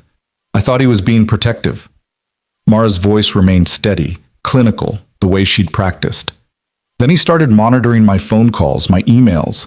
He took control of all our finances, giving me an allowance like a child. He isolated me from everyone I knew until the only people in my life were his friends, his associates, his staff." "And the physical violence?" "Started about 6 months in. He slapped me during an argument about a dinner party where I'd supposedly embarrassed him by talking too much about my old work. He apologized profusely afterward, cried, bought me jewelry, promised it would never happen again." Mara looked directly at the jury as she spoke, making sure they saw her face, her truth. "But it did happen again and again. Over 12 years, the violence escalated.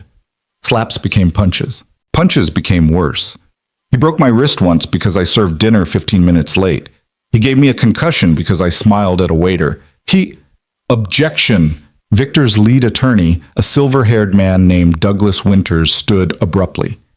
"The witness is providing a narrative designed to prejudice the jury rather than answering specific questions." "Overruled," Judge Martinez said crisply. "The witness is providing context relevant to the charges. Continue, Mrs. Hartwell." Mara continued, detailing the systematic abuse with the same careful precision Dr. Reese had used in her medical documentation. She described how Victor controlled every aspect of her life, how he used his public image as a shield, how he threatened to destroy her credibility if she ever spoke out. Then Rebecca asked the question that Mara had been dreading and anticipating in equal measure. "Tell us about the pregnancy." The courtroom went very quiet. Even the reporters stopped their frantic note-taking. Mara's hands tightened on the armrests. "I got pregnant 6 months before I escaped. I was terrified to tell Victor because he'd always said children would ruin our lifestyle, but I was also hopeful. I thought maybe a baby would change things, would give him a reason to be gentler. I was naive." "What was his reaction when you told him?" "Rage. He accused me of trying to trap him, of being selfish and manipulative. But then his publicist convinced him that having a child would enhance his public image, the devoted family man. So he allowed the pregnancy to continue, but he made it clear the baby was a prop for his reputation, not a person he actually wanted." "And what happened at 23 weeks?"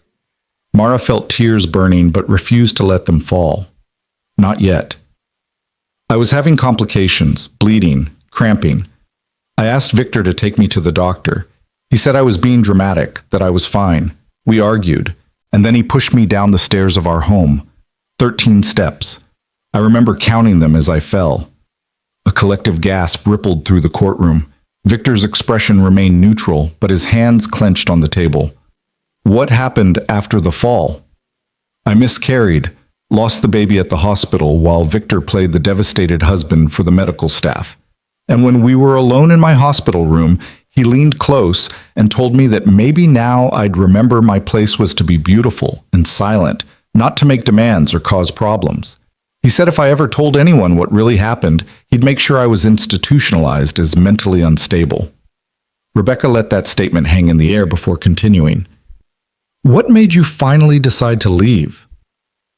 "I realized he was going to kill me eventually. Maybe not intentionally, but the violence was escalating, and I was breaking down physically and mentally. I started planning my escape 4 months after the miscarriage. I gathered money secretly, memorized the security system, waited for the right moment, and then I ran. Where did you go? I tried to get to a women's shelter in Harrington, but the bus broke down. I ended up stranded at a bus stop on Route 9 in the middle of the night, freezing and terrified. And that's where Grant Mercer found me and offered help. Rebecca wrapped up her direct examination with questions about Dr. Reese's documentation, the medical evidence of abuse, the financial control Victor had exerted. Then she turned Mara over to the defense, and Douglas Winters approached with the predatory confidence of someone preparing to destroy credibility. Mrs. Hartwell, isn't it true that you've struggled with depression and anxiety for most of your adult life? I developed depression and anxiety as a result of sustained abuse, Mara corrected. Before marrying Victor, I had no mental health diagnoses. But you were treated for mental health issues during your marriage, correct? Victor insisted I see a psychiatrist he selected, who prescribed medication without properly evaluating me. Later, we discovered that Doctor was a personal friend of Victor's who was helping to establish a paper trail of mental instability. Winters's jaw tightened. Isn't it true that after your miscarriage, you became obsessed with having a child, to the point where it affected your grip on reality? No. I grieved the loss of my baby, as any mother would. What affected my grip on reality was sustained physical and psychological abuse. You claim my client pushed you down the stairs, but the hospital report from that night says you told the attending physician you slipped and fell. Were you lying then, or are you lying now? Mara had prepared for this question with Patricia, but hearing it still hurt. I was lying then because Victor was standing right there, and I was terrified of what he'd do if I told the truth. The hospital was his territory. He'd donated to their cancer wing, knew half the staff by name. Who would believe me over him? Who indeed, Winters said with theatrical skepticism. Isn't it convenient that you've concocted this elaborate story after running away to live with another man? A man you're now romantically involved with, I understand? Objection! Rebecca was on her feet. Counsel is making statements rather than asking questions, and the witness's current relationship status is irrelevant to whether abuse occurred. Sustained, Judge Martinez said. Mr. Winters, ask questions or sit down. But the seed was planted. Mara could see some jury members exchanging glances, wondering if this was all an elaborate justification for an affair. Winters pressed on, attacking every aspect of her story. Why didn't she leave sooner? Why didn't she tell anyone? Why didn't she go to the police immediately after escaping? If the abuse was so severe, why weren't there more documented injuries? On and on, each question designed to make her seem unreliable, unstable, manipulative. Mara answered each one with the honest, painful truth. She didn't leave sooner because she was afraid and believed she had nowhere to go. She didn't tell anyone because Victor had isolated her and made it clear no one would believe her.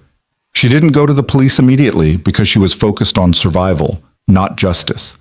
There weren't more documented injuries because Victor was careful to hurt her in ways that didn't show or that could be explained away as accidents. Isn't it possible, Winters said in his closing questions, that you've constructed this entire narrative to justify abandoning your marriage and seeking financial gain from my client's considerable fortune?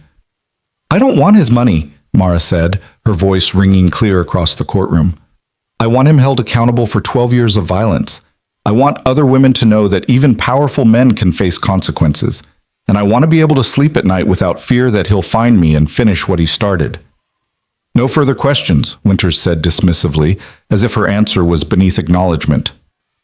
Rebecca had a brief redirect, allowing Mara to clarify a few points Winters had twisted.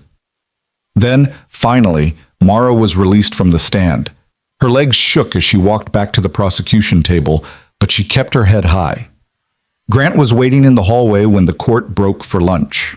He pulled her into a fierce hug, and Mara let herself collapse against him, exhausted from holding herself together. You were incredible, he murmured into her hair. So strong, so clear. The jury heard you, Mara. They really heard you. Over the next 3 days, the prosecution built their case with methodical precision. Dr. Reese testified about the documentation she'd kept, her professional opinion that Mara's injuries were consistent with intimate partner violence, her regret that she hadn't been able to intervene sooner. The former household staff member described incidents she'd witnessed: Victor's explosive temper, Mara's visible injuries, the atmosphere of fear that permeated the house. The previous victim testified about Victor's pattern of abuse that precisely matched Mara's experience, establishing that this wasn't an isolated incident, but a consistent behavioral pattern. Financial experts demonstrated how Victor had systematically controlled every aspect of Mara's economic life. Medical experts explained the long-term effects of sustained trauma. The forensic psychiatrist who'd evaluated Mara testified that she showed clear signs of post-traumatic stress consistent with prolonged abuse, not the delusional disorder the defense claimed. Victor's defense tried to paint a picture of a troubled woman who'd misinterpreted her husband's concern as control, whose mental health issues had warped her perception of reality, who'd fabricated abuse to justify an affair. They called character witnesses who testified to Victor's charitable work, his public persona as a devoted husband, his reputation in the community. But the evidence was overwhelming. The patterns were too clear, the documentation too thorough. On the fifth day, Victor took the stand in his own defense, a risky move his lawyers had clearly advised against, but that his ego wouldn't allow him to avoid. He was polished, sympathetic, speaking about his deep love for Mara and his devastation at her deteriorating mental health.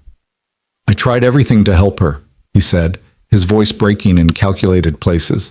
"Therapy, medication, support. After the miscarriage, she became a different person. Paranoid, delusional, convinced I was trying to hurt her when all I wanted was to help her heal." But Rebecca Torres was a master at cross-examination. She methodically took apart his testimony, pointing out inconsistencies, confronting him with evidence that contradicted his claims, forcing him to explain away the medical documentation, the witness statements, the financial control. "Mr. Hartwell, if you were so concerned about your wife's mental health, why did you wait 3 days after she disappeared to file a missing persons report?" Victor hesitated, the first crack in his composure. "I thought she needed space. She'd been talking about visiting a friend, so I assumed—" "You assumed your wife, who, according to you, was mentally unstable and potentially suicidal, had gone to visit a friend, and you felt no urgency to ensure her safety for 3 full days? I was giving her space to calm down. Or you were hoping she'd disappear permanently, eliminating a threat to your reputation." Objection. Withdrawn. But the point was made.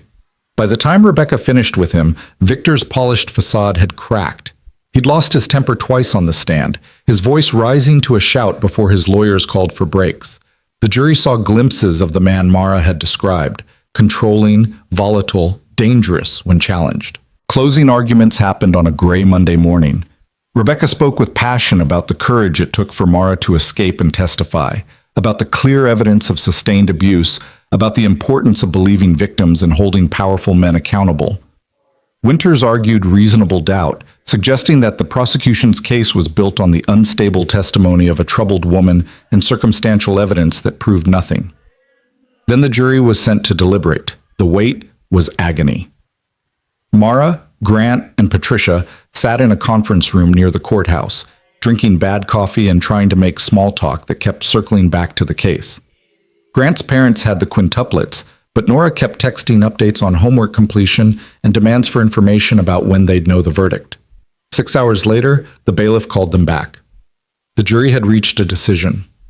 Mara's hand shook as she took her seat in the courtroom gallery.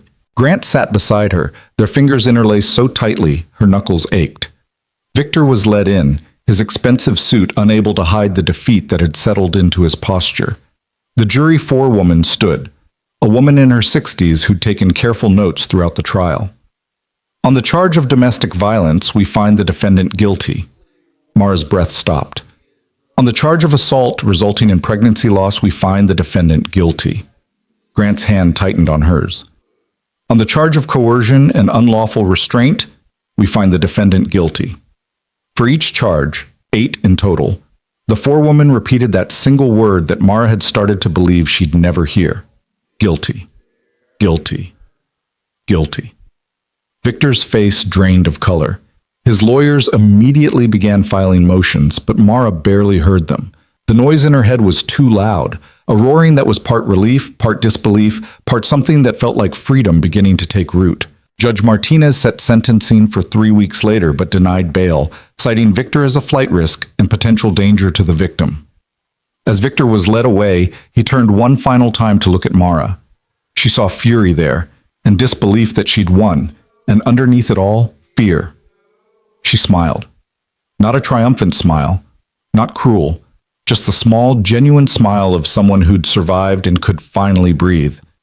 Outside the courthouse, reporters swarmed, but Patricia and Grant formed a protective barrier while Sarah Chen read a brief statement on Mara's behalf.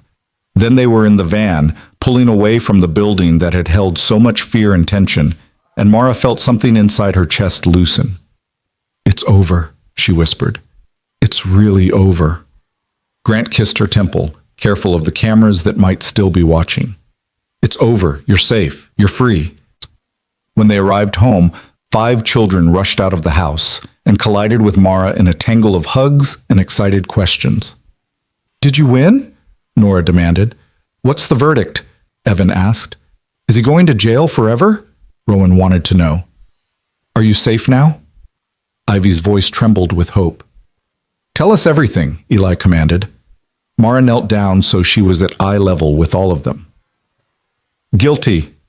On every charge. He's going to prison for a long time. And yes, I'm safe now. We're all safe."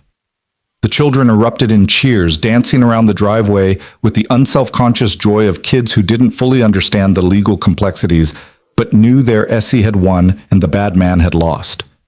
Grant's parents emerged from the house with dinner already prepared, understanding that this was a night for celebration, but also for the gentle processing of trauma finally resolved. They ate together at the big kitchen table. 10 people crammed around a space meant for 8, passing dishes and sharing stories and laughing in the way families do when they've survived something hard together.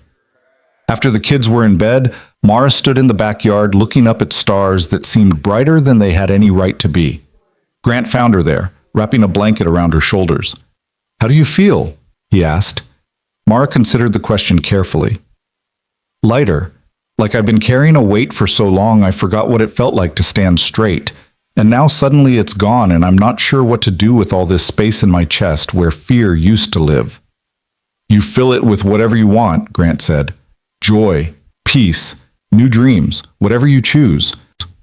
She turned to face him, this man who'd stopped on a freezing November night when he could have driven past, who'd opened his home and his life to a stranger, who'd stood beside her through every terrifying step of reclaiming her life. "I choose this," she said. "I choose you, and those 5 ridiculous children who've decided I'm family. I choose this chaotic, messy, beautiful life we're building. If you'll have me." Grant's smile transformed his face. "Mara Collins, I would be honored to build a life with you, not because you need rescuing, but because you're choosing to stay. That makes all the difference." He kissed her then, not the careful, tentative kisses they'd shared before, but something deeper, a promise of commitment and partnership and love that had grown from the most unlikely circumstances. When they finally pulled apart, both of them were crying again, but this time from joy rather than grief. 3 weeks later, at Victor's sentencing hearing, Mara delivered her victim impact statement. She spoke about 12 years stolen, about the baby she'd lost, about the woman she might have been if she'd never met him. She spoke about survival and the long road to healing, and she spoke about hope, about the family she'd found, about the future she was building, about her determination that other women would see her story and know they could escape too. Judge Martinez sentenced Victor Hartwell to 25 years in prison without possibility of parole for 15. As he was led away, Mara felt the final thread of connection to him snap. She walked out of that courthouse for the last time with Grant beside her and 5 children waiting in the van, ready to go home. Not to Grant's house, not anymore. To their house, to their family, to the life they'd all chosen to build together from the broken pieces of their individual traumas. And for the first time in over a decade, Mara looked toward the future not with fear, but with anticipation of all the beautiful, ordinary, extraordinary moments still to come. The months following Victor's sentencing unfolded with a gentleness that Mara had forgotten life could hold. Spring gave way to summer, and with it came the slow, careful work of rebuilding not just her life, but her sense of self that had been systematically dismantled over 12 years of abuse. The divorce proceedings were surprisingly straightforward once Victor was convicted. His lawyers, facing a client serving 25 years, negotiated a settlement that granted Mara a fair portion of the marital assets, not because Victor was generous, but because fighting her would only generate more negative publicity he could no longer control. Patricia handled everything with ruthless efficiency, ensuring that Mara would never have to worry about money again, while donating a significant portion to domestic violence organizations in the names of all the women who'd never escaped. But money, Mara discovered, was the easy part. The hard part was learning to trust her own judgment again, to make decisions without the paralyzing fear of consequences, to understand that disagreement didn't have to mean violence, and that love shouldn't require her to make herself small. Therapy helped. Dr. Angela Morrison, a trauma specialist recommended by Sarah Chen, met with Mara twice a week initially, helping her untangle 12 years of conditioning and fear. The work was exhausting, confronting memories she'd buried, recognizing patterns she'd normalized, grieving not just for the baby she'd lost, but for the woman she might have been if Victor had never entered her life. Grant attended some sessions with her, learning how to support someone recovering from intimate partner violence without becoming overprotective or treating her as fragile. The quintuplets even joined for a few family therapy sessions, processing their own grief over their mother's death while making space for Mara in their lives without feeling like they were betraying their mom's memory. Mom would have liked Essie, Eli announced during one of these sessions, his matter-of-fact tone making the observation even more profound. She always said the best people are the ones who've been broken but put themselves back together. Essie's doing that. Dr. Morrison smiled gently at the boy who saw too much. And how does it feel watching Essie put herself back together? Like watching Dad after Mom died, Eli said. Scary sometimes because you don't know if they'll actually make it, but also brave. It makes me think if they can survive their bad things, maybe I can survive mine too.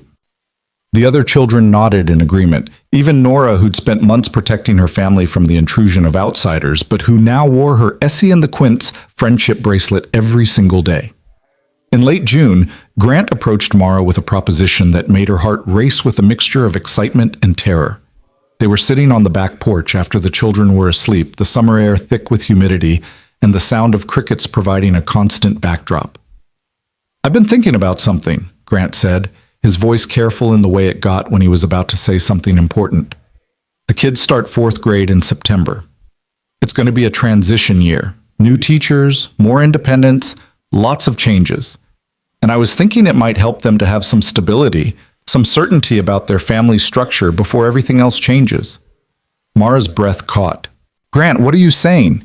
He turned to face her fully, taking both her hands in his. I'm saying I love you, not because you needed saving, not out of pity or obligation, but because you're brave and kind, and you make my children laugh, and you've shown all of us what it looks like to fight for yourself, even when you're terrified. And I know we've only been together officially for a few months, and I know you're still healing, and I know the timing might not be perfect, but... He paused, pulling a small velvet box from his pocket. Mara Collins, will you marry me? Will you choose to build this family with us permanently? Mara stared at the box, her mind spinning. 6 months ago, she'd been sitting on a bus stop bench with nothing but bruises and fear. 3 months ago, she'd been testifying against the man who'd tried to destroy her. And now this man, this good, patient, complicated man with 5 children who'd claimed her as family, was asking her to stay forever. I'm still broken in some ways, she whispered. I still have nightmares sometimes. I still flinch when people raise their voices. We're all broken in some ways, Grant interrupted gently. I'm still grieving my wife. My kids are still processing trauma. We're all works in progress, Mara, but we could be works in progress together, as a family, officially. She looked at his face, lined with exhaustion and old grief, but also with hope and love and the particular kind of patience that came from understanding suffering. She thought about the 5 children inside who'd given her a nickname that meant essential, who'd defended her to their classmates when rumors swirled, who taught her that family could be chosen rather than inherited. Yes, she said, the word coming out stronger than she expected. Yes, I'll marry you. I choose this. I choose all of you. Grant's smile was brilliant as he opened the box, revealing a simple silver band with a small diamond. Nothing ostentatious, nothing that screamed wealth or possession, just a quiet promise. He slipped it onto her finger, and Mara marveled at how different this felt from when Victor had presented her with a massive engagement ring that now seemed more like a collar than a symbol of love. This ring fit. It belonged. It felt like coming home. "Should we tell the kids in the morning?" Mara asked, already imagining their reactions. Grant laughed. "Given that Evan helped me research appropriate engagement ring styles and Nora vetted the jeweler for ethical sourcing practices, I'm pretty sure they already know. But yes, we should make it official over breakfast. Fair warning, though, Ivy's been planning your wedding since March. She has a binder." "Of course she does," Mara said, laughing through tears of joy. They sat together in the summer darkness, engaged now, planning a future that felt miraculous in its ordinariness. No drama, no violence, no fear. Just two people who'd survived their own tragedies, choosing to build something new together. The announcement at breakfast the next morning went exactly as expected. Evan produced statistics about successful second marriages. Nora immediately began discussing ceremony logistics with military precision. Rowan quietly drew a sketch of what he imagined the wedding might look like. Ivy literally pulled out the promised binder with color-coded tabs for flowers, food, and family traditions, and Eli simply smiled and said, "Good. You needed to be officially family before 4th grade." "Why before 4th grade?" Mara asked, amused. "Because 4th grade is when they teach us about family trees and social studies," Eli explained. "And I want to be able to put you on ours without having to explain that you're just Dad's girlfriend. That's too complicated." The simplicity of child logic made Mara laugh, but it also made her cry a little, overwhelmed by how completely these children had accepted her into their lives. Planning the wedding became a family project. Mara and Grant wanted something small and meaningful, rather than a big production. They'd both been through enough drama for a lifetime and craved simplicity. They settled on a ceremony in their own backyard in early September, just before school started, with only close family and the friends who'd stood by them through everything. Patricia Moreno was invited, along with Sarah Chen and Dr. Reese. Grant's parents would be there, along with a few of his oldest friends and some neighbors who'd become chosen family. The quintuplets would stand with them at the altar, not as traditional attendants, but as full participants in the ceremony, because this wasn't just Mara marrying Grant. This was all 7 of them choosing to become an official family unit. In July, Mara did something she'd been avoiding for months. She went back to Riverside Heights for the first time since her escape. Not to the estate where she'd suffered for 12 years, but to Dr. Reese's office, and then to the cemetery where Victor had buried their baby in a plot she'd never been allowed to visit. Grant offered to come with her, but Mara needed to do this alone. She needed to face her past without someone holding her hand, needed to prove to herself that she could return to the place of her trauma and leave again by choice.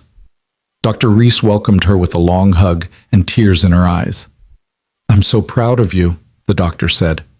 "I wish I could have done more when you were my patient, but I'm grateful you found the strength to save yourself." "You did more than you know," Mara assured her. "Your documentation, your testimony, you gave me the evidence I needed to fight back. Thank you for seeing me when I couldn't see myself." They talked for an hour about healing and justice and the long road ahead. Then Dr. Reese gave Mara the address of the cemetery and a bouquet of white roses. The grave was in a section reserved for children, marked with a small headstone that read, "Baby Hartwell, beloved son." Victor had never even given their child a name, reducing him to a possession, a loss, a footnote in the Hartwell family legacy. Mara knelt in the grass, placing the roses against the stone, and finally let herself grieve properly. Not the suffocated, fearful grief she'd experienced under Victor's control, but the full, wailing grief of a mother who'd lost her child to violence. She cried until she had no tears left, until the sun began to set, until the cemetery groundskeeper gently asked if she was okay. "I am now," she said, and meant it. Before she left, she spoke to the grave one final time. "I'm sorry I couldn't protect you. I'm sorry he took you from me before you even had a chance to live. But I want you to know that I survived. I escaped. I made sure he faced justice. And I'm going to live a beautiful life in your memory, with 5 children who need me and a man who loves me and a future that's mine to build.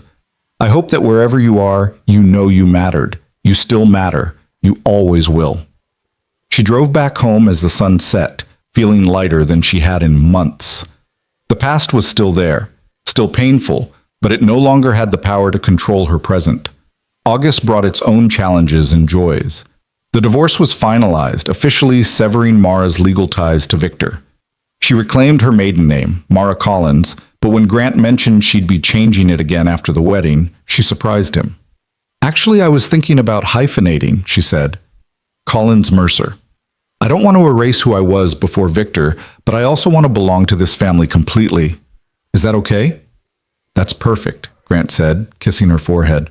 "Mara Collins Mercer. It suits you." The children started practicing writing their own hyphenated names. Nora Collins Mercer, Evan Collins Mercer, Rowan Collins Mercer, Ivy Collins Mercer, Eli Collins Mercer. Ivy made signs for each of their bedroom doors with their new names decorated with flowers and glitter. Evan created a spreadsheet tracking all the legal documentation that would need to be updated. Nora researched the history of hyphenated surnames and wrote a 3-page report on feminist naming practices. Rowan drew a family tree showing how they'd all fit together. And Eli simply added Collins to his artwork signatures, treating it as a natural evolution rather than a dramatic change. 2 weeks before the wedding, Mara received an unexpected letter. It was from Victor, smuggled out through his lawyers despite the restraining order that prohibited direct contact. Patricia advised her not to read it, but Mara needed to know what he'd say now that everything was over and he'd lost completely. The letter was predictable in its manipulations. He claimed to have found God in prison, to have recognized the error of his ways, to hope that Mara could find it in her heart to forgive him someday. But buried in the performative contrition was a line that revealed he understood nothing about what he'd done. "I hope you find happiness with your new family, even if it means erasing the years we spent building a life together." Mara read it twice, then handed it to Grant. He still doesn't get it. He thinks what we had was a life worth building. He genuinely believes he loved me in his twisted way. "Does that bother you?" Grant asked carefully. "No," Mara said, surprising herself with the truth of it. "It just makes me sad for him. He's going to spend the next 15 years in prison, convinced he's a victim of circumstance, rather than accepting that he's a violent man who destroyed people he claimed to love. That's his burden to carry now, not mine." She threw the letter away without responding. Victor had taken enough of her words, her energy, her life. He would get no more. The day of the wedding arrived with perfect September weather. Clear blue skies, a gentle breeze, temperatures warm enough for the outdoor ceremony, but cool enough that standing in the sun wouldn't be miserable. Grant's parents had helped transform the backyard into something magical. White chairs arranged in a small semicircle, an arch covered in flowers that Ivy had helped select, tables decorated with Rowan's hand-painted centerpieces, string lights hung between trees for the reception that would follow. Mara stood in the bedroom she now shared with Grant, looking at herself in the mirror. She wore a simple cream-colored dress, tea-length, with delicate lace sleeves and a flowing skirt that moved when she walked. Nothing like the elaborate, suffocating wedding gown Victor had insisted on 12 years earlier. This dress felt like her, like the woman she was becoming, rather than the woman someone else demanded she be. A knock at the door brought Nora, already dressed in her chosen outfit of a navy blue dress with sensible flats, and her hair in the fierce braid she preferred. "Everyone's here. Are you ready?" "I think so," Mara said. "How do I look?" Nora studied her with the critical eyes she applied to everything. Then her expression softened into something almost tender. "You look happy. Like you're not scared anymore. That's the best thing you could look like." Mara pulled the girl into a hug. "Thank you for giving me a chance. I know I'm not your mom, but you're our Essie," Nora interrupted firmly. "You don't need to be mom. We already had her, and we'll always love her. But we love you too, in a different way, for being brave enough to choose us even when you were still figuring out how to choose yourself." The ceremony was short and perfect. Grant's friend Mark, who'd gotten ordained online specifically for this occasion, officiated with humor and warmth. But the most powerful moment came when the quintuplet stepped forward to speak. They'd written their own vows to Mara, taking turns reading from a piece of paper they'd collaborated on together. Nora went first, her voice strong despite the tears in her eyes. "We promise to remember that you chose us when you didn't have to. That means something." Evan was next, reading his section with characteristic precision. "We promise to communicate openly and work through conflicts with mutual respect and understanding, while acknowledging that families are complicated and that's okay." Rowan's voice was soft but clear. "We promise to include you in our memories and traditions, while also making new ones that belong to all of us together." Ivy held Mara's hand as she spoke, her voice trembling but determined.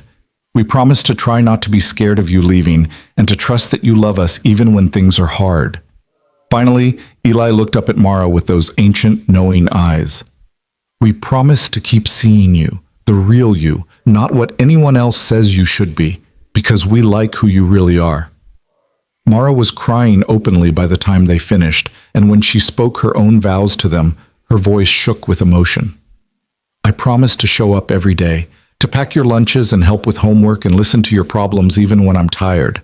I promise to never try to replace your mother, but to honor her memory while making my own place in your hearts. I promise to keep fighting to become the person you deserve to have in your life. And I promise that choosing your family is the best decision I've ever made." Then she turned to Grant, and they exchanged their own vows. Simpler, more private, but no less meaningful. They promised partnership and patience, understanding and support, love that was chosen rather than demanded.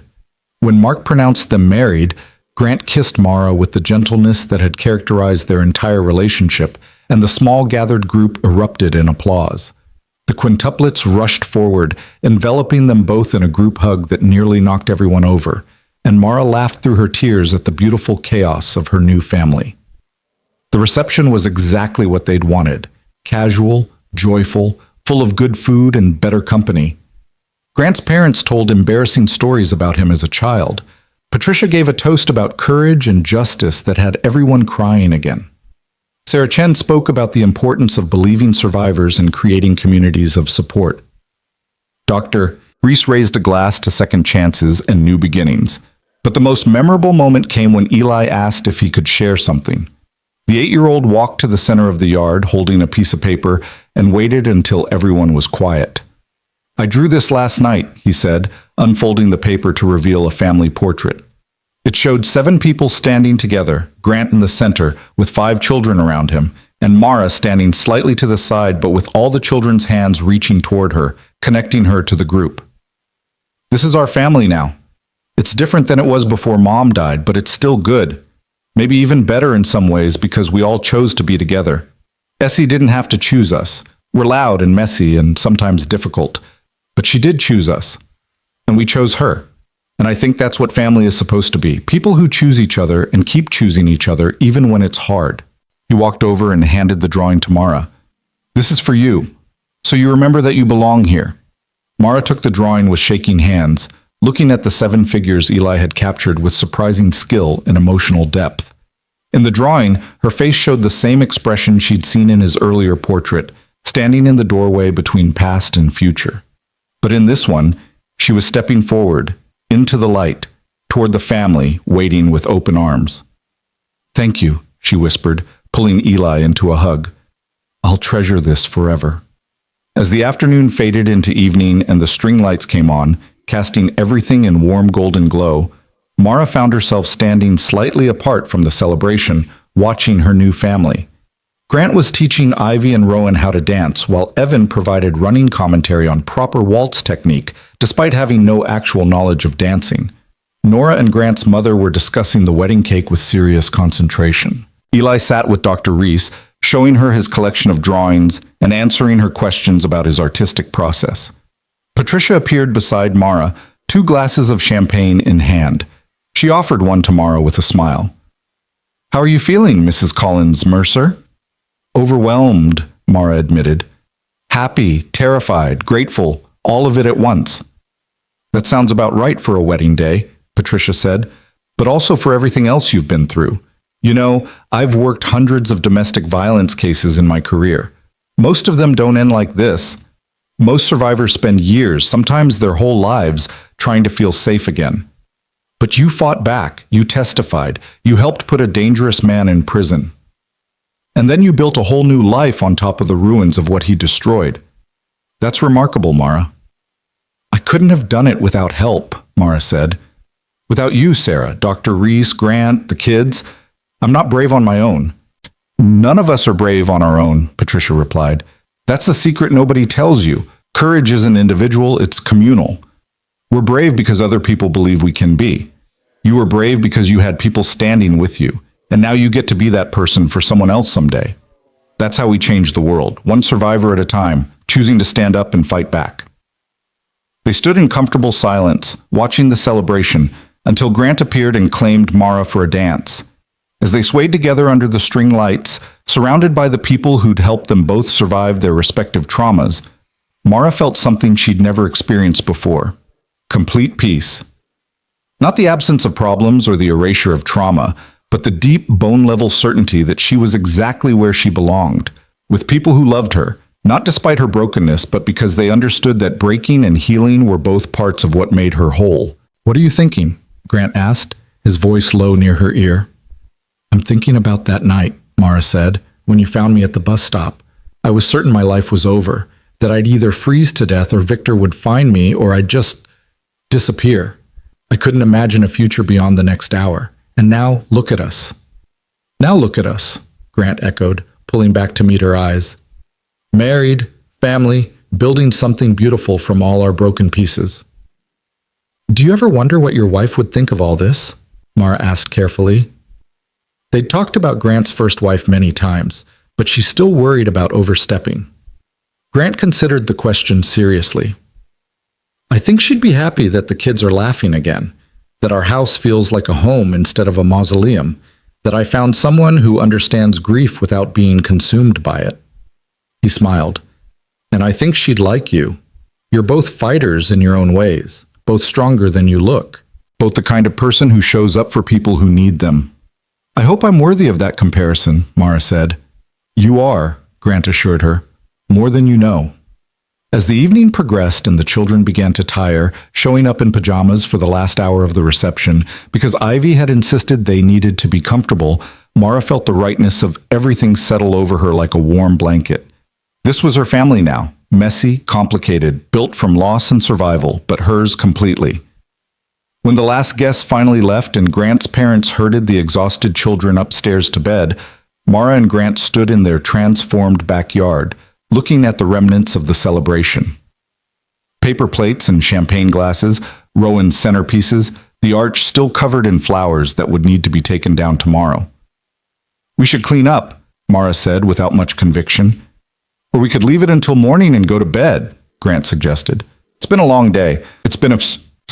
They chose bed, climbing the stairs to their shared room, which still felt new and slightly unreal to Mara. This was her space now, legitimately and permanently. No one could take it away. No one could tell her she didn't belong. As they lay together in the darkness, Grant's arm around her waist and her head on his chest, Mara spoke into the quiet. "I love you. I don't think I've said it enough, but I do. I love you and I love your children and I love this life we're building. Thank you for stopping that night. Thank you for seeing me when I was invisible to everyone else, including myself." Grant kissed the top of her head. "Thank you for being brave enough to accept help. Thank you for fighting to reclaim your life. Thank you for choosing us when you could have chosen anywhere else to rebuild." "There was nowhere else," Mara said simply. "You were always where I was supposed to end up. I just didn't know it yet."